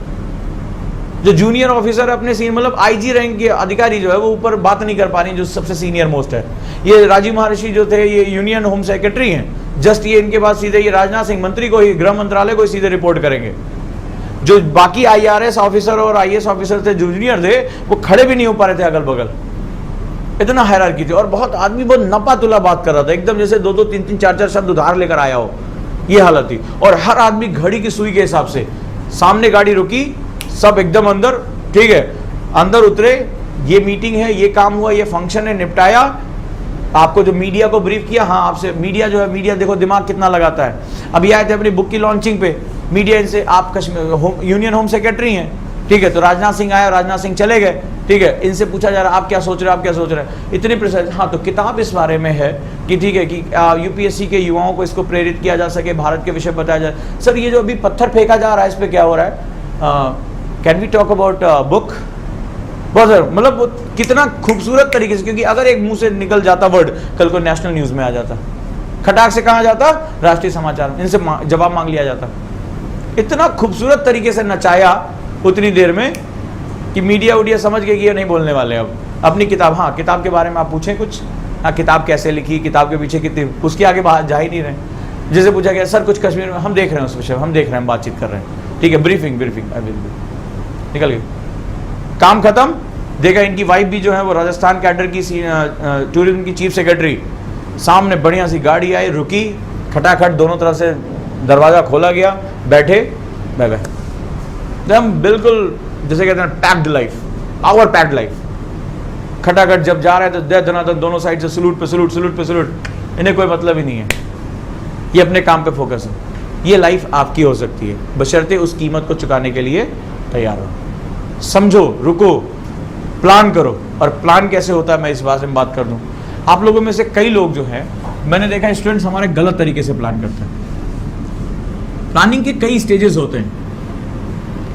जैसे हमारा स्टूडेंट आता है मुखर्जी नगर या राजेंद्र नगर, तो सबसे पहले कहता है हम 2018 में आईएएस बनेंगे, 2019 में आईएएस बनेंगे। वो यहाँ एक लाइन ड्रॉ करता है 2019 में आईएएस बनना है या 2018 में हमें आईएएस बनना है। बहुत खूबसूरत तरीके से बढ़िया सुंदर किताब लेकर आता है, कोचिंग में जाता है, पूछता है सिलेबस कब तक ख़त्म कर देंगे, हमें 18 में देना है। ऐसा लग रहा है पहली बार में ही वो जो है मूड बना कर आया है। तो ये क्या होता है 18, आप लोगों ने भी देखो, ईमानदारी से समझना कि तुम लोग भी शायद ऐसा ही करते होगे। उसके बाद सोचता है अगस्त तक कितना कर लेंगे, फिर सोचते हैं अभी तो कोई जल्दी नहीं है, पहले बेस बनाते हैं, ठीक है। फिर जनवरी के बाद हम पीटी के लिए थोड़ा सा गियर करेंगे। फिर जब जनवरी आ जाती है और देखता है सिलेबस बहुत ज़्यादा है, तो ये बनाता है 15 दिन हिस्ट्री, 15 दिन पॉलिटी, 15 दिन इकोनॉमिक्स। जिन्होंने दिया होगा उनको पता होगा, ऐसे ही बनता है। फिर 15 दिन तो सामान जुटाने में निकल जाते हैं, बोला हिस्ट्री निकल गई। फिर अपने दोस्त को फ़ोन करता है, बताता है कि भाई इस बार पिछली बार जो है इकोनॉमिक्स के क्वेश्चन खूब आए थे। बोला छोड़ यार, हिस्ट्री नहीं है, अब इकोनॉमिक्स पर बड़ा फोकस करेंगे। अब चूँकि बेस तो आपका है नहीं, तो सब्जेक्ट तो समझ में नहीं आ रहा, इकोनॉमिक्स नहीं हो पा रही है, क्या करें। तो ना ज्योग्राफी अच्छी पकड़ लें, ठीक है। तो ज्योग्राफी की 2-4 किताब खरीद के लाए, समझ में वो भी नहीं आनी है, दाएँ बाएँ करके। बोला फिर अब क्या करें, बोला सोच रहे टेस्ट सीरीज ज्वाइन कर लें, ठीक है। फिर कहीं से कोई, मेरे पास वैसे मैसेज बहुत आते रहते हैं, फिर कोई गाइड बुक खरीद लेते हैं। अंत में क्या होता है, या तो वो एग्ज़ाम देने नहीं जाता, अपीयर नहीं होता, और या तो फिर उसको पता होता है रिजल्ट क्या होगा। देखो गलती कहाँ हुई, गलती आपने लॉन्ग टर्म प्लानिंग की। जब हम प्लानिंग करते हैं, आज आप जाकर इस बात को, ये जिसका जितना सटीक होगा, ये तुम्हारे एग्जाम में सक्सेस की पहली शर्त है, प्लानिंग, योजना, ठीक है। अब प्लानिंग हमारी 4 प्रकार की होती है। जो हमारा स्टूडेंट सक्सेस होता है, सक्सेस और नॉन सक्सेस के बीच में छोटा सा अंतर बता देता हूँ, कौन सक्सेस होगा और कौन फेल कर जाएगा, और वो अंतर होता है प्लानिंग का, ठीक है। प्लानिंग 4 प्रकार की होती है, 1, 2, 3 एंड 4। जो 99% स्टूडेंट होता है, 99, भीड़ में बता रहा हूँ, वो लॉन्ग टर्म प्लानिंग करता है।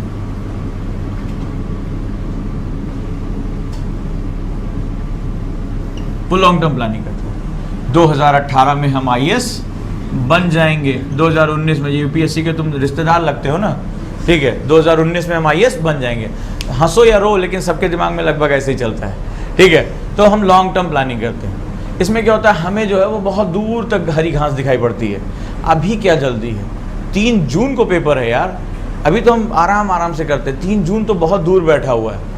ये जब जनवरी आएगी तब हम जून के लिए थोड़ा सा तत्पर होंगे, मार्च आएगा तब और तड़पेंगे, ठीक है। हमारे स्टूडेंट जो फेल हुए, क्यों फेल हुए, इसमें इन्होंने मार्च से इस बार तैयारी शुरू की थी।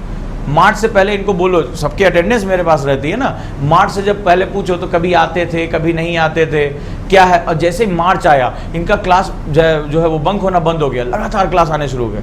मार्च से उसके बाद, सर ये वाला कोर्स कब तक पूरा करा देंगे, सर ये योजना कब तक खत्म हो जाएगी, सर ये इंडिया एयर बुक कैसे खत्म हो जाएगी। मार्च के बाद अचानक से जोश में आ गए, लेकिन बात, रेलगाड़ी छूट चुकी है भाई। मार्च, अप्रैल, मई, जून, 4 महीने में तुम आईएएस बनना चाहते हो, एक्चुअली में 4 महीने में ही बनना चाहते हैं। और ये तो एक बड़ी लंबी सतत प्रक्रिया है, 2 साल 3 साल आपको लंबे समय तक अपना जो है बेस बनाना पड़ेगा। गलती कहाँ होती है, देखो गलती होती है उस स्टूडेंट ने लॉन्ग टर्म प्लानिंग की थी, उसको लगता है अभी क्या जल्दी है, अभी तो बहुत टाइम पड़ा है, और सबने यही किया था। हमारा वो स्टूडेंट सक्सेस होता है जो इमीडिएट प्लानिंग तक पहुंच जाता है। 4 प्लानिंग होती है। नंबर 1 बोलते हैं इमीडिएट प्लानिंग, इसको बोलते हैं शॉर्ट टर्म प्लानिंग, इसको बोलते हैं मिड टर्म प्लानिंग, और इसको बोलते हैं लॉन्ग टर्म प्लानिंग, ठीक है। जो हमारा 1% स्टूडेंट है, मैं चाहता हूं कि आप लोग 1% में रहें, जो सक्सेस होता है, ठीक है, वो बेसिकली ये 4 कैटेगरी में प्लानिंग करता है। लॉन्ग टर्म प्लानिंग, आपने तय कर लिया आपको किस साल अपीयर होना है। मिड टर्म प्लानिंग यानी कि अगर आज आपके पास 1 साल है तो 6 महीने में, यानी 1/2 ईयर्स में आपके पास क्या क्या सेगमेंट आपके प्रिपेयर हो जाएंगे। ये कुछ बच्चे करते हैं, इसके बाद शॉर्ट टर्म प्लानिंग का मतलब होता है इस वीक या इस मंथ आपके पास टारगेट क्या है, और वो जो स्टूडेंट हर हालत में सक्सेस होना ही होना है, उसको फेल कोई कर ही नहीं सकता, वो जो इमीडिएट प्लानिंग करता है वो इन तीनों पर ध्यान ही नहीं देता, वो उल्टा देखता है। हमारा स्टूडेंट कैसे देखता है, अरे यार अभी तो साल बहुत दूर है। और जो स्टूडेंट हर हालत में जिसको पता होता है उसका सिलेक्शन होना है, वो सिर्फ ये देखता है कि आज का मेरा प्लान क्या है, इमीडिएट प्लानिंग। यानी if I get up in early morning, अगर मैं सुबह उठा, शाम तक मेरा पहले से ही टारगेट तय होगा कि मेरे को इतना घंटा पढ़ना है, इतना आपको सेगमेंट कवर करने, इतना इस पोर्शन से मुझे कवर करना है, बस उसका आज का प्लान तैयार होता है। या बहुत अधिक गया तो वो हफ्ते भर का प्लानिंग तैयार करता है कि हफ्ते भर में मेरा ये सब्जेक्ट का इतना पोर्शन कवर हो जाना चाहिए। अब उसको इससे मतलब नहीं है कि साल भर बाद क्या होगा, 2 साल बाद क्या होगा, वो ज़्यादा प्रेशर नहीं लेता, ठीक है। वो केवल कहता है कि आज का मेरा प्लानिंग क्या है। इसके लिए आपको बहुत सख्त अनुशासन की ज़रूरत पड़ेगी। इसी बीच में आपके रिश्तेदारों के फ़ोन आएंगे, ठीक है, आपके यहाँ शादियाँ पड़ेंगी, लेकिन वो क्या होता है, वो जजमेंट करता है कि मेरा आज का हिस्सा पूरा हो रहा है कि नहीं हो रहा है। फलाने की शादी में जाने से मेरा आज का हिस्सा पूरा नहीं हो पाएगा, फलाने की शादी को वो बाय बाय कर देता है। अदापा कार्तिक ने अपने सेमिनार में कहा कि 10 साल हो गए मैं किसी फंक्शन में नहीं गया, और उन्होंने जो अगली बात कही वो इतनी, मैं बोला कि मैं अपनी स्वयं की बहन की शादी में नहीं पहुंच पाया, इससे बड़ा परिताप क्या करोगे। सो कीमत ये है, कीमत पैसा नहीं है, कीमत ये है कितना इमोशंस रहा होगा। हर भाई का एक होता है कि भैया बहन की शादी में पहुंचे, कितना इमोशंस रहा होगा और कितना उन्हें अंदर से फाइट करनी पड़ी होगी। इंसान है भाई। लेकिन उन्होंने क्या सुना कि भैया जाऊंगा शादी में, 4-5 दिन मेरा समय खराब होगा, मुझे अपने लक्ष्य पर टिका रहना है। रिजल्ट क्या रहा, नंबर 1 रैंक। लेकिन इस नंबर 1 रैंक के पीछे कितना त्याग है, इस विषय पे हमारे कोई बात करने को तैयार नहीं है। कितनी जो रातें हैं वो जग जग के कटी हैं, उसके बारे में कोई बात नहीं करेगा कि अपने लालच पर किस तरह, अपने जो है वो दबाव पर किस तरह काबू पाया। और एक्चुअली में वो लोग केवल इमीडिएट प्लानिंग करते हैं। मतलब मेरी जिंदगी केवल आज की है, सुबह उठने से रात में सोने तक। अगर मैं रात में सोने जा रहा हूं और मेरा ये लक्ष्य पूरा नहीं हुआ, इसका मतलब मुझे सोने का कोई हक नहीं, बस इतना। लेकिन इसके लिए तुम्हें पूरी दुनिया से लड़ना पड़ेगा। दोस्त आएगा कहेगा अरे बड़ा पढ़ाकू बन रहा है तू, चल नहीं सकता, थोड़ी देर बत्रा पे चाय पी के आते हैं। लेकिन तुम्हें पता है कि बत्रा पे चाय थोड़ी देर थोड़ी ना पी जाती है, मतलब बड़ी देर देर तक पी जाती है। एक बार निकल गए पैर, आपने क्या किया, उसको बेदर्दी से मना कर, नहीं दोस्त मुझे पढ़ना है। क्या कहेगा, घमंडी है, यही बोलते हैं ना, घमंडी, इसका बाइकाट करो।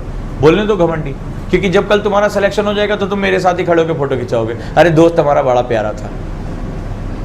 दुनिया को बदलने में सेकंड लगेगा। तुम अपना रास्ता चुनो, अपने तरीके से चलो। तो एक्चुअली में ये वो स्टूडेंट होते हैं जिनकी संख्या पॉइंट्स में होती है, ठीक है। लेकिन यही वो स्टूडेंट होते हैं जो इनको सक्सेस होना ऑटोमेटिकली तय है। इनकी असफलता, मतलब अगर ये ना चाहे तो असफल नहीं हो सकते। वो केवल इतना छोटा सोचते हैं बस, राइट। तो अगर मैं तुमसे कहूं सक्सेस क्या है, तो सक्सेस का मतलब होता है big goals small choices is equal to success. जो सक्सेस लोग होते हैं वो बिग गोल्स बनाते हैं और उनकी चॉइसेस क्या होती हैं, स्मॉल चॉइसेस। ये होते हैं आपके सक्सेसफुल पीपल। दूसरे स्टूडेंट होते हैं, ये कौन होते हैं, ये स्मॉल गोल्स बनाते हैं।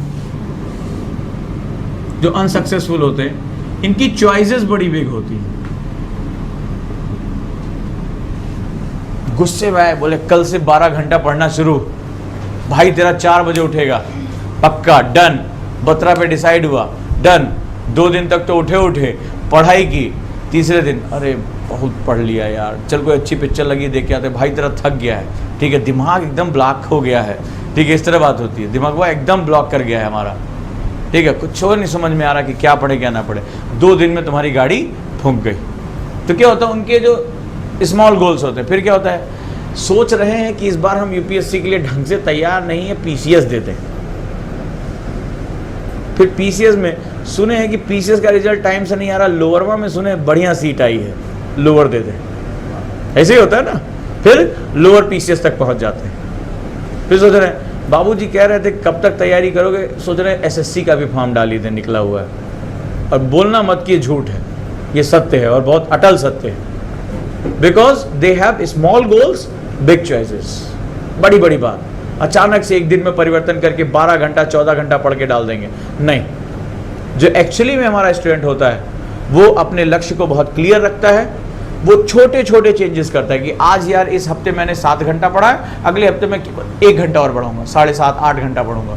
ये धीरे धीरे धीरे धीरे 1 घंटा, आधा घंटा जो चेंजेस है कि भाई आधा घंटा मैं अपने जो है वो फालतू किसी से बात करता था, चैट करता था, मैं केवल आधा घंटा कम कर दूंगा, आधा घंटा मैं केवल रिवीजन में लगाऊंगा।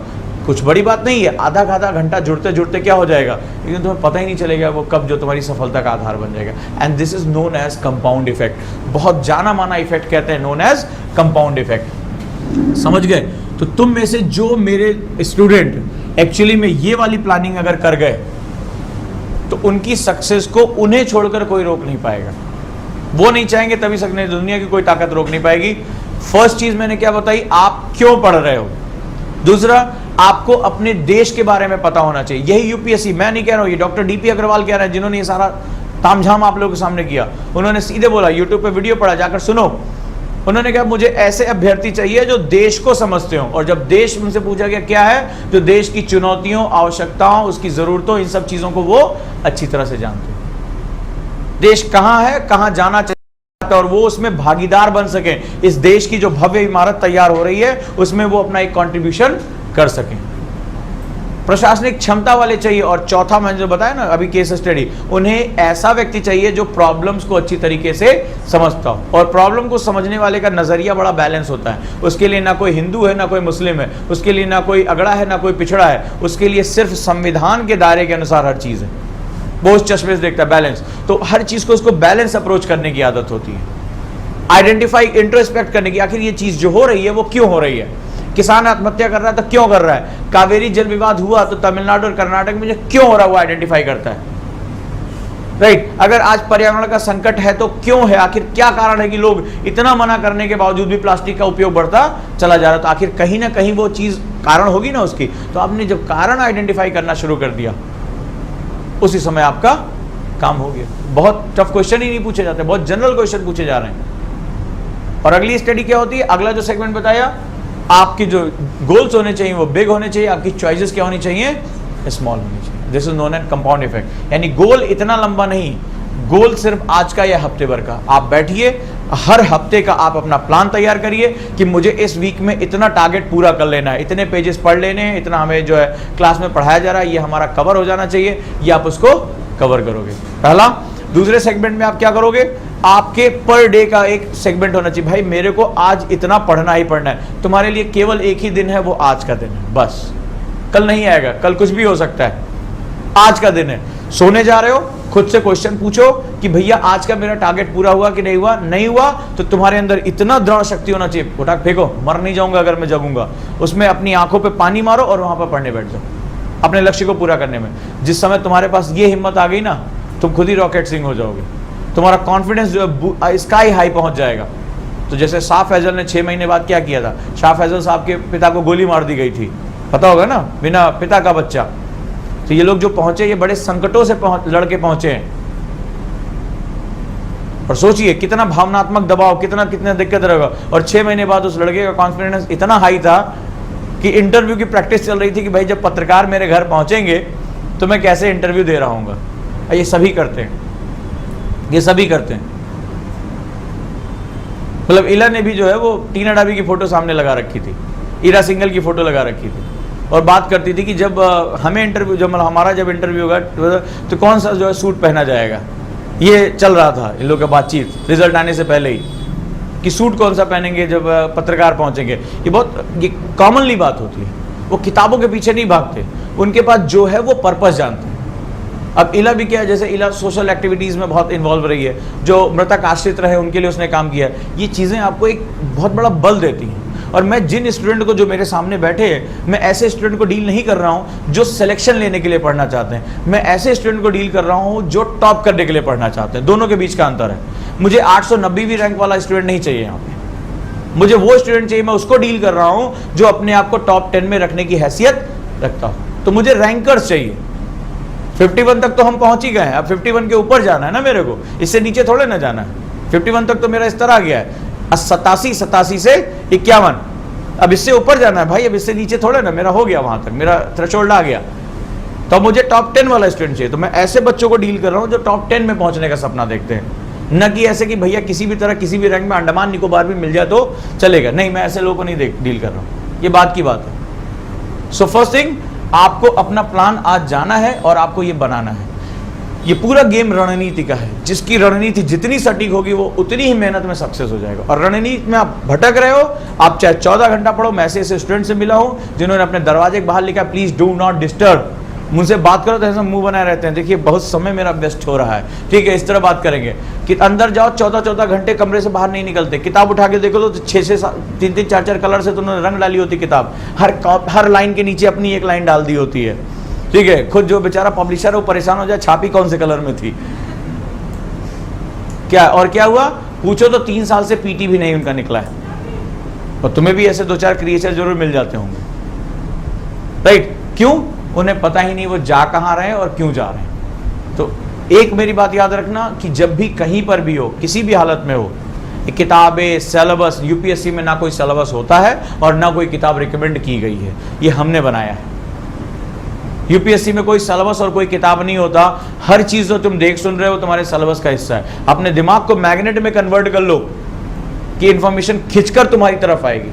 ये नेहरू विहार का जो पुल है या आगे जो जाम लग रहा है, ये शहरीकरण की एक समस्या का तुम्हें एग्जाम्पल दे सकती है, तुम्हारा 10 नंबर का क्वेश्चन डील करा सकती है। ये जब बारिश हो रही है और ये जब भर जा रहा है तो ये तुम्हारा ड्रेनेज सिस्टम और शहरीकरण में जो है वो प्रॉपर अर्थव्यवस्था अवसंरचनाओं का ना होना, इस पर तुमसे एक ऐसे लिखवा सकती है। सवाल है कि तुम इसको समझ पा रहे हो कि नहीं समझ पा रहे हो, ये तुम्हारे ऊपर है। ये तुम्हारी मेट्रो एक शहरी अवसंरचना का एग्जाम्पल बन सकती है।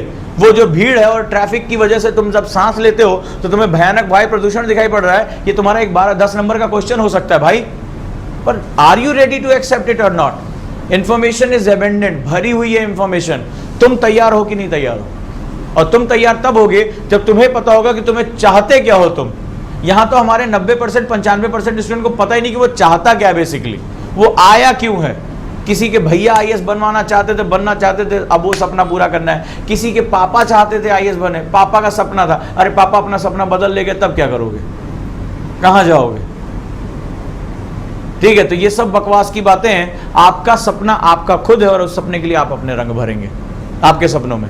तो आज आप जाइए और इमीडिएट और शॉर्टेड प्लानिंग पे रखिए, इसको हटा दीजिए। इसका आपके ऊपर कोई बस नहीं है। क्या करोगे? 18 में आईएएस नहीं बनोगे, आत्महत्या कर लोगे क्या? नहीं ना, आपको तो फिर से शुरू करना है। और एक ही चीज याद रखिएगा, इसमें एक ही फंडा काम करता है, नेवर गिव अप। हार तो मानना ही नहीं है। फेल जैसा कोई वर्ड होता ही नहीं है यूपीएससी में। It is nothing but the first attempt in learning. इतना बढ़िया तरीके से पढ़ाई करो कि इसको फेल वर्ड तुम्हारे लिए लर्निंग का प्रोसेस बन जाए। फेल क्या होता है? First attempt in learning. और क्या होता है फेल? इससे ज्यादा कुछ नहीं है। निकाल के फेंक दो। इन दोनों पे अपना काम करो। अपना टाइम टेबल इतना सटीक मेंटेन करो कि पर डे तुम्हारा टाइम टेबल मेंटेन होना चाहिए। अगर मैं तुमसे पूछ लूं आज से 6 महीना पहले फलाने दिन तुम्हारी पढ़ाई कितनी थी, तो तुम्हारे पास उसका रिकॉर्ड होना चाहिए। इसी को हम लोग कहते हैं टाइम मैनेजमेंट। टाइम टेबल बनाते हैं हम लोग, टाइम मैनेज किया जाता है। मैनेज का मतलब क्या होता है? कहीं से निकाल कर कहीं सेट करना, यही तो होता है टाइम। तो तुम्हें ये तो पता होना चाहिए तुम्हारा टाइम खराब कहां हो रहा है, तभी तो उसको लगाओगे कहां लगाना है। तो आप अपने ध्यान रखिएगा, ये इस प्रक्रिया में आज बैठिए और आपको पढ़ने का एक तरीका बताता हूं जो बहुत जरूरी है। जब भी कोई चैप्टर या किताब खोलिए, मान लीजिए आप ज्योग्राफी, मैं मान लीजिए कल से ज्योग्राफी शुरू कर रहा हूं, तो आप ज्योग्राफी को रखिए और ज्योग्राफी को रखने के दौरान आप उसमें प्रश्न पूछिए, भाई ये ब्रह्मांड के बारे में हमें स्टडी करनी क्यों है? मैं आपको बताता हूं, जो टॉपर्स पढ़ते हैं जिस तरह, किताब सेम होती है, पढ़ने का तरीका सिर्फ अलग होता है। ये सुब्रत सक्सेना का मेथड बताता हूं तुम्हें, आईएएस टॉपर है, ठीक है। इन लोगों ने अपने आप को लीजेंडरी स्थापित किया। तो ये एक डायरी लेकर बैठते थे। क्यों पढ़ने जा रहे हैं, इसका अप्रोच क्या है, राइट, इससे क्या हासिल होगा। ये जो टॉपिक दिया है खगोल की, ये टॉपिक दिया है पृथ्वी का घूर्णन, ये घूर्णन क्या होता है, व्हाट आर द रोटेशंस, ठीक है, इसके इफेक्ट्स क्या होते हैं। ये पहले क्या होता था, क्वेश्चनायर तैयार करते थे। इतिहास पढ़ने जा रहे हैं तो गांधी कौन थे, गांधी का इतना महत्व क्या है, गांधी का आंदोलन शुरू कैसे हुआ, गांधी के आंदोलन में भाग किसने लिया, गांधी ने आंदोलन किया क्यों, आंदोलन के प्रभाव क्या रहे, इस आंदोलन में अगर मैं होता तो मैं इसको कैसे सीखता, या मैं होती तो मैं इसको कैसे देखती। ये क्या होता था, पहले एक क्वेश्चनायर तैयार करते थे। जैसे ये क्वेश्चनायर तैयार होता था, इनका इनके सब्जेक्ट के साथ अटैचमेंट आ जाता था। जुड़ जाते थे कि हाँ भाई ये सब्जेक्ट हमने इस तरह हमने पढ़ना है। फिर इनके आंसर ढूंढना शुरू। आंसर पाना आसान है आज के समय में, क्वेश्चन ढूंढना कठिन है। तो अपना पर्पस तय कर लेते, जैसे इनका उद्देश्य तय होता था इनका अटैचमेंट बढ़ जाता था सब्जेक्ट से। फिर ये जब आप ही उस चैप्टर को पढ़ो और ये चैप्टर पढ़ते थे, दोनों के तरीके अलग हो जाते थे। अभी ये प्रैक्टिकल आजकल मैं अपने स्टूडेंट के साथ कर रहा हूँ और उनको बड़ा बेनिफिट हो रहा है। उन्होंने खुद कहा, ऐसे स्टूडेंट जो 3-3 अटेम्प्ट देने के बाद पीटी नहीं क्रैक कर पाए, वो आगे कह रहे हैं कि सर मैंने उनके क्वेश्चनायर पूरा मैंने बनवाया, शुरू में उनको बड़ी तकलीफ हुई ये क्या करवा रहे हैं, और अभी करवाया तो अब उनका रिजल्ट आ रहा है कि सर बहुत इन्हेंसमेंट हो रहा है, समझ में आ रहा है कि हम पढ़ क्यों रहे हैं। और 3 साल से यही किताब पढ़ रहे थे तो ये अलग तरीके से थी, आज ये किताब बिल्कुल अलग तरीके से। तो वो लोग जो कर रहे हैं वो आप मेथड को फॉलो करो। हम जनरली क्या होता है, ये पढ़ते हैं टॉपर कौन सी किताब पढ़ा था, हम सबसे पहले ये ढूंढते हैं कितने घंटे पढ़ा था, हम उससे ये जाकर पूछते हैं सर आप कितने घंटे पढ़ते थे, अच्छा भाई ठीक है सर आप क्या करते थे, आप यही हम आप सेमिनारों में देखना यही सब पूछते हैं लोग। कोई ये नहीं पूछता था कि आपका मेथड क्या था, आपने जो किया वो हमने अपने हिसाब से कैसे कर सकते। तो ये जो आपका सिस्टम है ये बहुत इंपॉर्टेंट सेगमेंट है, राइट। यूपीएससी रणनीति का खेल है, नहीं तो साफ हो जाओगे। तो अगर आपको मेरी बात समझ में आई हो तो आप इस चीज़ को जाइए, अपना टाइम टेबल तैयार करिए, अपना पर्पस तैयार करिए, अपनी बुक्स को तैयार करिए। बुक्स ये जरूरी नहीं कि फलाने ने कही हो वही बुक्स अच्छी हो, अपने हिसाब से बुक्स ढूंढो कि तुम्हें कौन सी बुक अच्छी लग रही है, देन गो थ्रू दैट। पृथ्वी अगर एक्स बुक में और वाई बुक में अलग अलग नहीं होगी भाई, सेम होगी, ठीक है, बशर्ते पढ़ने वाले का दिमाग केवल अलग अलग होगा। सो पर्पस क्लियर करो, अपनी तैयारी पहले करके रख लो। 1 दिन लगे, 2 दिन लगे, 10 दिन लगे, कोई बात नहीं है। आप अपने स्ट्रक्चर को तैयार रखो, अपने आप को तैयार रखो, अपना पर्पस तैयार रखो, फिर दौड़ना शुरू करो। क्योंकि इसमें दौड़ना है और बहुत देर तक दौड़ना है। 2 साल 3 साल तुम्हें दौड़ते रहना है, इसमें थकना नहीं है। इसमें जो थका वो गया, और जो निकल गया धीरे धीरे ही सही, उसको अपने आप यूपीएससी बुला ले, आ जाओ बेटा आ जाओ। और एक बार अंदर पहुंच गए तो सारे पाप माफ। इसमें 7 गुण माफ वाला हिसाब किताब है। तो ये यहाँ पर हमारा सेगमेंट रन करता है, ये आपको करना है। Then we will start geography. अब हम किसी भी सब्जेक्ट में जब मूवमेंट करेंगे, मान लो कल से हम ज्योग्राफी शुरू कर रहे हैं, तो हम जब किसी भी सब्जेक्ट में मूवमेंट करेंगे तो सबसे पहले हमें उसको समझना पड़ता है, इसके डायमेंशंस क्या क्या होते हैं, ये मूवमेंट किधर किधर करता है, सिलेबस क्या होता है। सिलेबस पे पकड़ हमारा सबसे इंपॉर्टेंट सेगमेंट होता है। और सिलेबस का मतलब ये नहीं होता कि जो सामने लिखा हुआ उसको समझना, जो उसके अंदर के वर्ड्स होते हैं उनको वर्ड्स को पकड़ना। सिलेबस की जो समझ होती है यूपीएससी एस्पिरेंट के लिए सबसे आवश्यक शर्त होती है। सिलेबस आपके दिमाग को मैग्नेट में कन्वर्ट कर देगा। एक न्यूज़पेपर सामने फैला हुआ है, अब कौन सी खबर इंपॉर्टेंट है और कौन सी नहीं, ये कैसे पता लगाओगे। हर चीज इंपॉर्टेंट लगेगी। केजरीवाल ने कुछ किया, ये भी इंपॉर्टेंट है।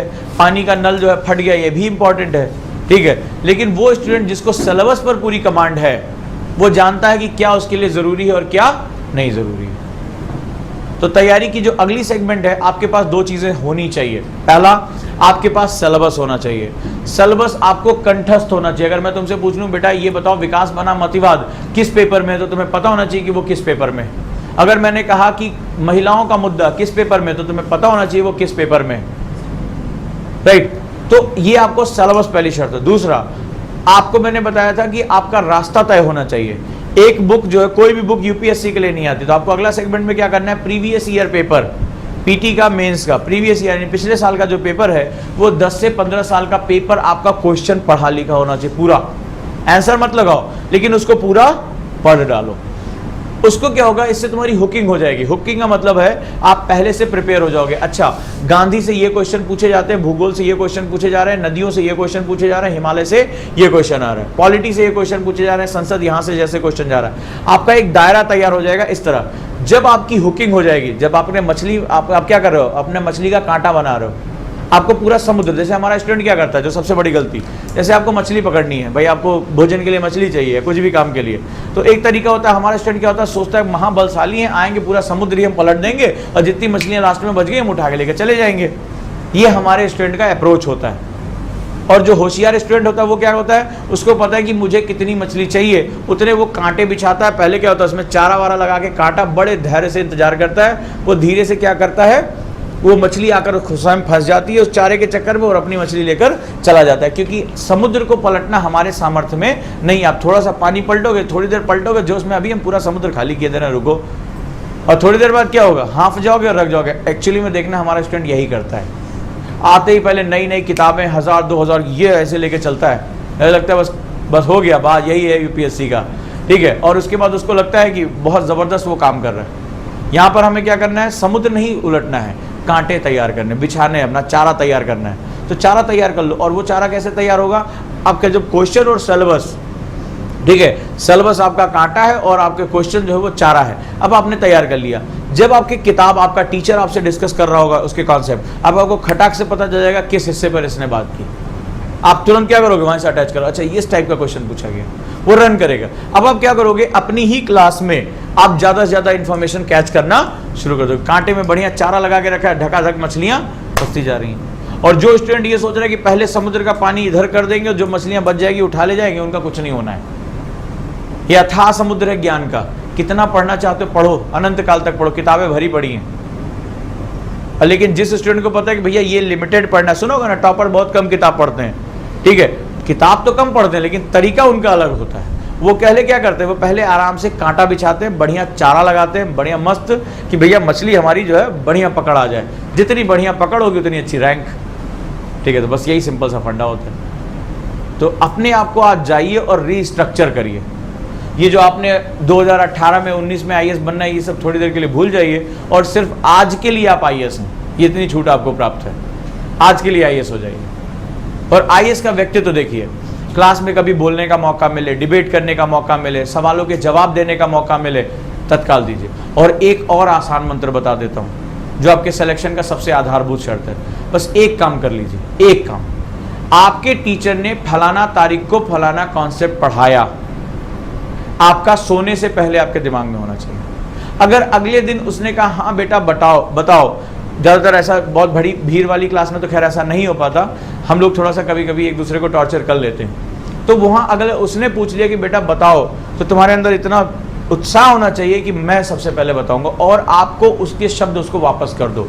आपने कल सर 10 शब्दों में ये बताया था, ये लीजिए अपना कॉन्सेप्ट। अगर तुम डेली के डेली केवल और केवल इतना भी कर ले गए, मुझसे आप चाहे पेपर पे लिखवा लो, आपका सिलेक्शन कोई रोक नहीं सकता।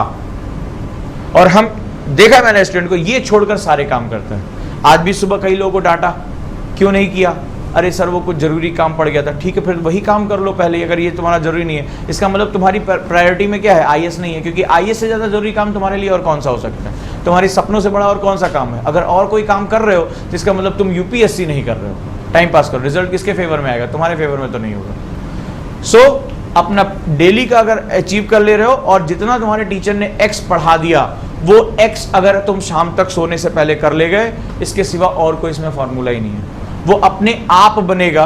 और इसी को बोलते हैं कंपाउंड इफेक्ट। लास्ट में तुम्हें बता देता हूं, प्रोफेसर डॉरेन ने एक बहुत जबरदस्त जो है वो दिया। आइंस्टाइन ने कहा कि ये कंपाउंड इफेक्ट दुनिया का 8वां आश्चर्य है। आइंस्टाइन जैसे वैज्ञानिक को कहना पड़ा। इन्होंने एक सिंपल सा कॉन्सेप्ट दिया, बोले फेलियर और पास होने वाले में ज्यादा फर्क नहीं होता, ठीक है। हम में से कई स्टूडेंट चमत्कार चाहते हैं। वो ये कहते हैं कि जो फेल करता है, मान लो ये 0 लाइन है, ठीक है, और जो पास करता है उसके बीच में ज्यादा कोई फर्क नहीं होता, बहुत स्मॉल चांस। जब हम कोई चीज की शुरुआत करते हैं, मान लो आज से तुमने अपनी तैयारी की शुरुआत की, इनके हिसाब से 31 वीक तक आपको अपने अंदर कोई चेंज नहीं दिखाई पड़ेगा। ये वो इंसान है ए, जो केवल आधा घंटा पहले उठता है, बस केवल आधा घंटा, ठीक है, अपने कॉम्पिटिटर से। आधा घंटा मेडिटेशन करता है, अपनी हेल्थ पे ध्यान रखता है, आधा घंटा ज़्यादा पढ़ता है, सोशल मीडिया कम यूज़ करता है, ये वो स्टूडेंट है। दूसरा स्टूडेंट है लगभग सेम, वही 24 घंटे का टाइम है, ये बी है, ठीक है। बस ये क्या करता है, आधा घंटा थोड़ा, या 7 की बजाय थोड़ा 7:30 बजे तक सो लेते हैं। आधे घंटे में क्या हो जाएगा, आधा घंटा टीवी देख लेते हैं, थोड़ा सा एक आध चैट और कर लेते हैं, हो जाएगा। बस ये केवल इतना ही करता है, ज़्यादा कुछ नहीं है, सेम लगभग दोनों, ठीक है। बस इतना ही फर्क आ रहा है। एवरेज दोनों एक ही साथ पढ़ते हैं, एक ही साथ जो है वो तैयारी कर रहे हैं। इसकी और बी की हैबिट्स में कोई फर्क नहीं आएगा। ये बहुत जाना माना एक प्रैक्टिकल है, ज़्यादा कुछ फर्क नहीं दिखेगा, ना 1 हफ्ते में, न 2 हफ्ते में, न 3 हफ्ते में, सो ऑन चलता रहेगा। But after the 31 weeks minimum, अगर ये ए अपनी हैबिट पे काबू रहा, बी अपनी हैबिट पर लगा रहा, 31 वीक्स यानी 31 हफ्तों के बाद जो ए की पोजीशन होगी और जो बी की पोजीशन होगी वो ये होगी। और ये तो मैंने अभी इला के केस में देखा, वो बस 1 घंटा आधा घंटा जिद करके, जब उससे बोला जा रहा सो जा, नहीं बस 1 घंटा और, बस 1 घंटा और, ये एक जोड़ता रहा। वो 365 घंटे में जब कन्वर्ट हुआ, रिजल्ट सामने। और अगर वही आधा घंटा पहले सोना शुरू कर देते तो देखो। तो जो टॉपर होते हैं और जो फेलियर होते हैं बिल्कुल सामान्य हमारी तरह, कोई फर्क नहीं, ऐसा लगेगा सेम क्लास में आ रहे हैं सब कुछ, बस वो अपनी छोटी छोटी आदतें चेंज करते हैं। मैंने क्या कहा था, बिग गोल स्मॉल चॉइसेस, बस इतना ही है। आधा घंटा पहले उठ लेते हैं, एक्सरसाइज कर लेते हैं, मेडिटेशन कर लेते हैं ताकि हमारा कंसंट्रेशन बढ़ जाए, ठीक है। लाओ 2 पेज और लिख लेते हैं। 2 पेज कुछ नहीं होता यार। एक दूसरा बोलेगा अरे हम एग्जाम में लिख देंगे, ऐसा देखना कि एग्जामिनर आंख से खून फेंक देगा। इस तरह के हमारे स्टूडेंट जो है व्यवहार करते हैं। और ये कहेगा लाओ यार 2 पेज खाली लिखते हैं। अब 2 पेज कुछ नहीं है, लेकिन 365 गुणे 2 पेज, आप 720 से ज़्यादा पेज लिख चुके हो। यानी आपकी राइटिंग में क्या हुआ, ज़बरदस्त सुधार आ चुका है, बहुत ज़्यादा इंप्रूवमेंट आप कर चुके हो। तो 31 हफ्ते तक कोई चेंज नहीं आएगा, and suddenly after 31 weeks you will see a great change. वो जो पास करेगा और वो जो फेल हो जाएगा। सो आपको भी अगर कोई चीज चेंज करनी है, ये हफ्ते 2 हफ्ते 3 हफ्ते में आपको नहीं नजर आएगी, और अचानक से आप कोई बड़ा चेंज नहीं कर सकते। बस ये धीरे धीरे रोज छोटा छोटा जोड़ते जाओ, बिल्डिंग ब्लॉक्स जोड़ते जाओ, एंड सडनली एक दिन आएगा जब आप अपनी मंजिल पर पहुंच जाओगे और दूसरा आपका कॉम्पिटिटर वॉश आउट हो जाएगा, खत्म हो जाएगा। सिर्फ इतना ही है। लेकिन इसके लिए आपको क्या करना पड़ेगा, रोज उस हैबिट को बनाने की हैबिट डालनी पड़ेगी, बस इतना ही। वो 2 पेज, वो आधा घंटा, वो 15 मिनट, कोई चेंज नहीं दिखाई पड़ रहा है। लेकिन ये 15 मिनट जब जोड़ता है ना, तो बहुत बड़ा चेंज हो जाता है। जैसे किसी ने आदत डाल ली कि भाई केवल 15 मिनट पीआईबी का एक आर्टिकल रोज पढ़ेंगे, मान लो 15 मिनट हार्डली लगेगा एक आर्टिकल पढ़ने में, कौन सी बड़ी बात है। लेकिन उसने आदत डाल ली, क्योंकि उसको परवाह ही नहीं ना कि 2018 देना है 2019 देना, उसे तो आज की परवाह है ना। और माइन्यूट में वो 15 मिनट खाली बोला, सिर्फ 15 मिनट में पीआईबी का एक आर्टिकल पढ़ूंगा, कोई बड़ी बात नहीं है। 1 महीने में 30, 2 महीने में 60, 365 दिन में 365 आर्टिकल। पता क्या चला कि पीआईबी से ही आधा पेपर आया हुआ है, यही हुआ। अब उसको क्या है, उसके पास बना बनाया मटेरियल रेडी है। तो आज ये 15 मिनट का इन्वेस्टमेंट कुछ खास नहीं लग रहा है, लेकिन ये जब 15 मिनट जुड़ा तो उसका रिजल्ट तैयार कर देगा भाई। इसी बार पीटी में 8 क्वेश्चन सीधे पीआईबी से आए थे, 8 क्वेश्चन सीधे, बस यही है 15 मिनट। 15 मिनट में मेडिटेशन करूंगा, कुछ नहीं है मेडिटेशन, लेकिन धीरे धीरे 15 मिनट की मेडिटेशन उसको एकाग्र करना शुरू कर दिया। बाकी टाइम अगर 6 घंटा पढ़ रहा है तो बहुत कॉन्सेंट्रेशन से पढ़ रहा है, उसका माइंड रिलैक्स है। 15 मिनट में एक्सरसाइज करूंगा या आधा घंटा एक्सरसाइज करूंगा, बहुत अच्छी बात है। और एक्सरसाइज करते करते बॉडी उसकी फिट है, उसको थकान नहीं हो रही। दूसरा आदमी क्या हुआ, धीरे धीरे भारी होता चला गया, मोटा होता चला गया, पीठ में दर्द हो गया, एग्जाम जब आया ढल खत्म, कुछ नहीं फर्क उसको। ये क्या हुआ, टॉप चला गया, ये बॉटम चला गया। यही होता है सक्सेस और फेलियर के बीच, कोई बहुत ज़्यादा फर्क नहीं होता। इसी को शिव खेड़ा ने दूसरी तरीके से कहा है, winners don't do different thing, they do things differently. विजेता कोई अलग कार्य नहीं करते, वो हर कार्य को अलग तरीके से करते हैं, बस। तो वही सेम किताब, वही सब कुछ, वही 24 घंटा, लेकिन उसके तरीके अलग होते हैं। तो मैं आज की बात को यहाँ पर जो है ख़त्म करूँगा, और चाहूँगा कि जो आज मैंने आप लोगों से कहा है उसको आप इम्प्लीमेंट करके देखिए। Then we can start by tomorrow geography, क्योंकि इसमें हमें पहले स्ट्रक्चर चाहिए होगा। मेरे पढ़ने पढ़ाने का तरीका क्या से ज़्यादा क्यों पर है, I want to move why. आप सोचिए, और सोचने में आज का जो यूपीएससी की रिक्वायरमेंट है ये अकेले की नहीं होगी। यहाँ पर क्या सिस्टम है कि यूनिडायरेक्शनल चलता है, मैं बोलूँगा तुम सुनोगे, नहीं, मेरी क्लास में हम दोनों को इंटरेक्ट करना पड़ेगा, और ये इंटरेक्शन जब होगा तभी हम सक्सेस हो पाएंगे, राइट। और जो लोग अपना सफ़र शुरू करना चाहते हैं वो अपना स्ट्रक्चर प्रिपेयर करें, अपने आप को तैयार करें।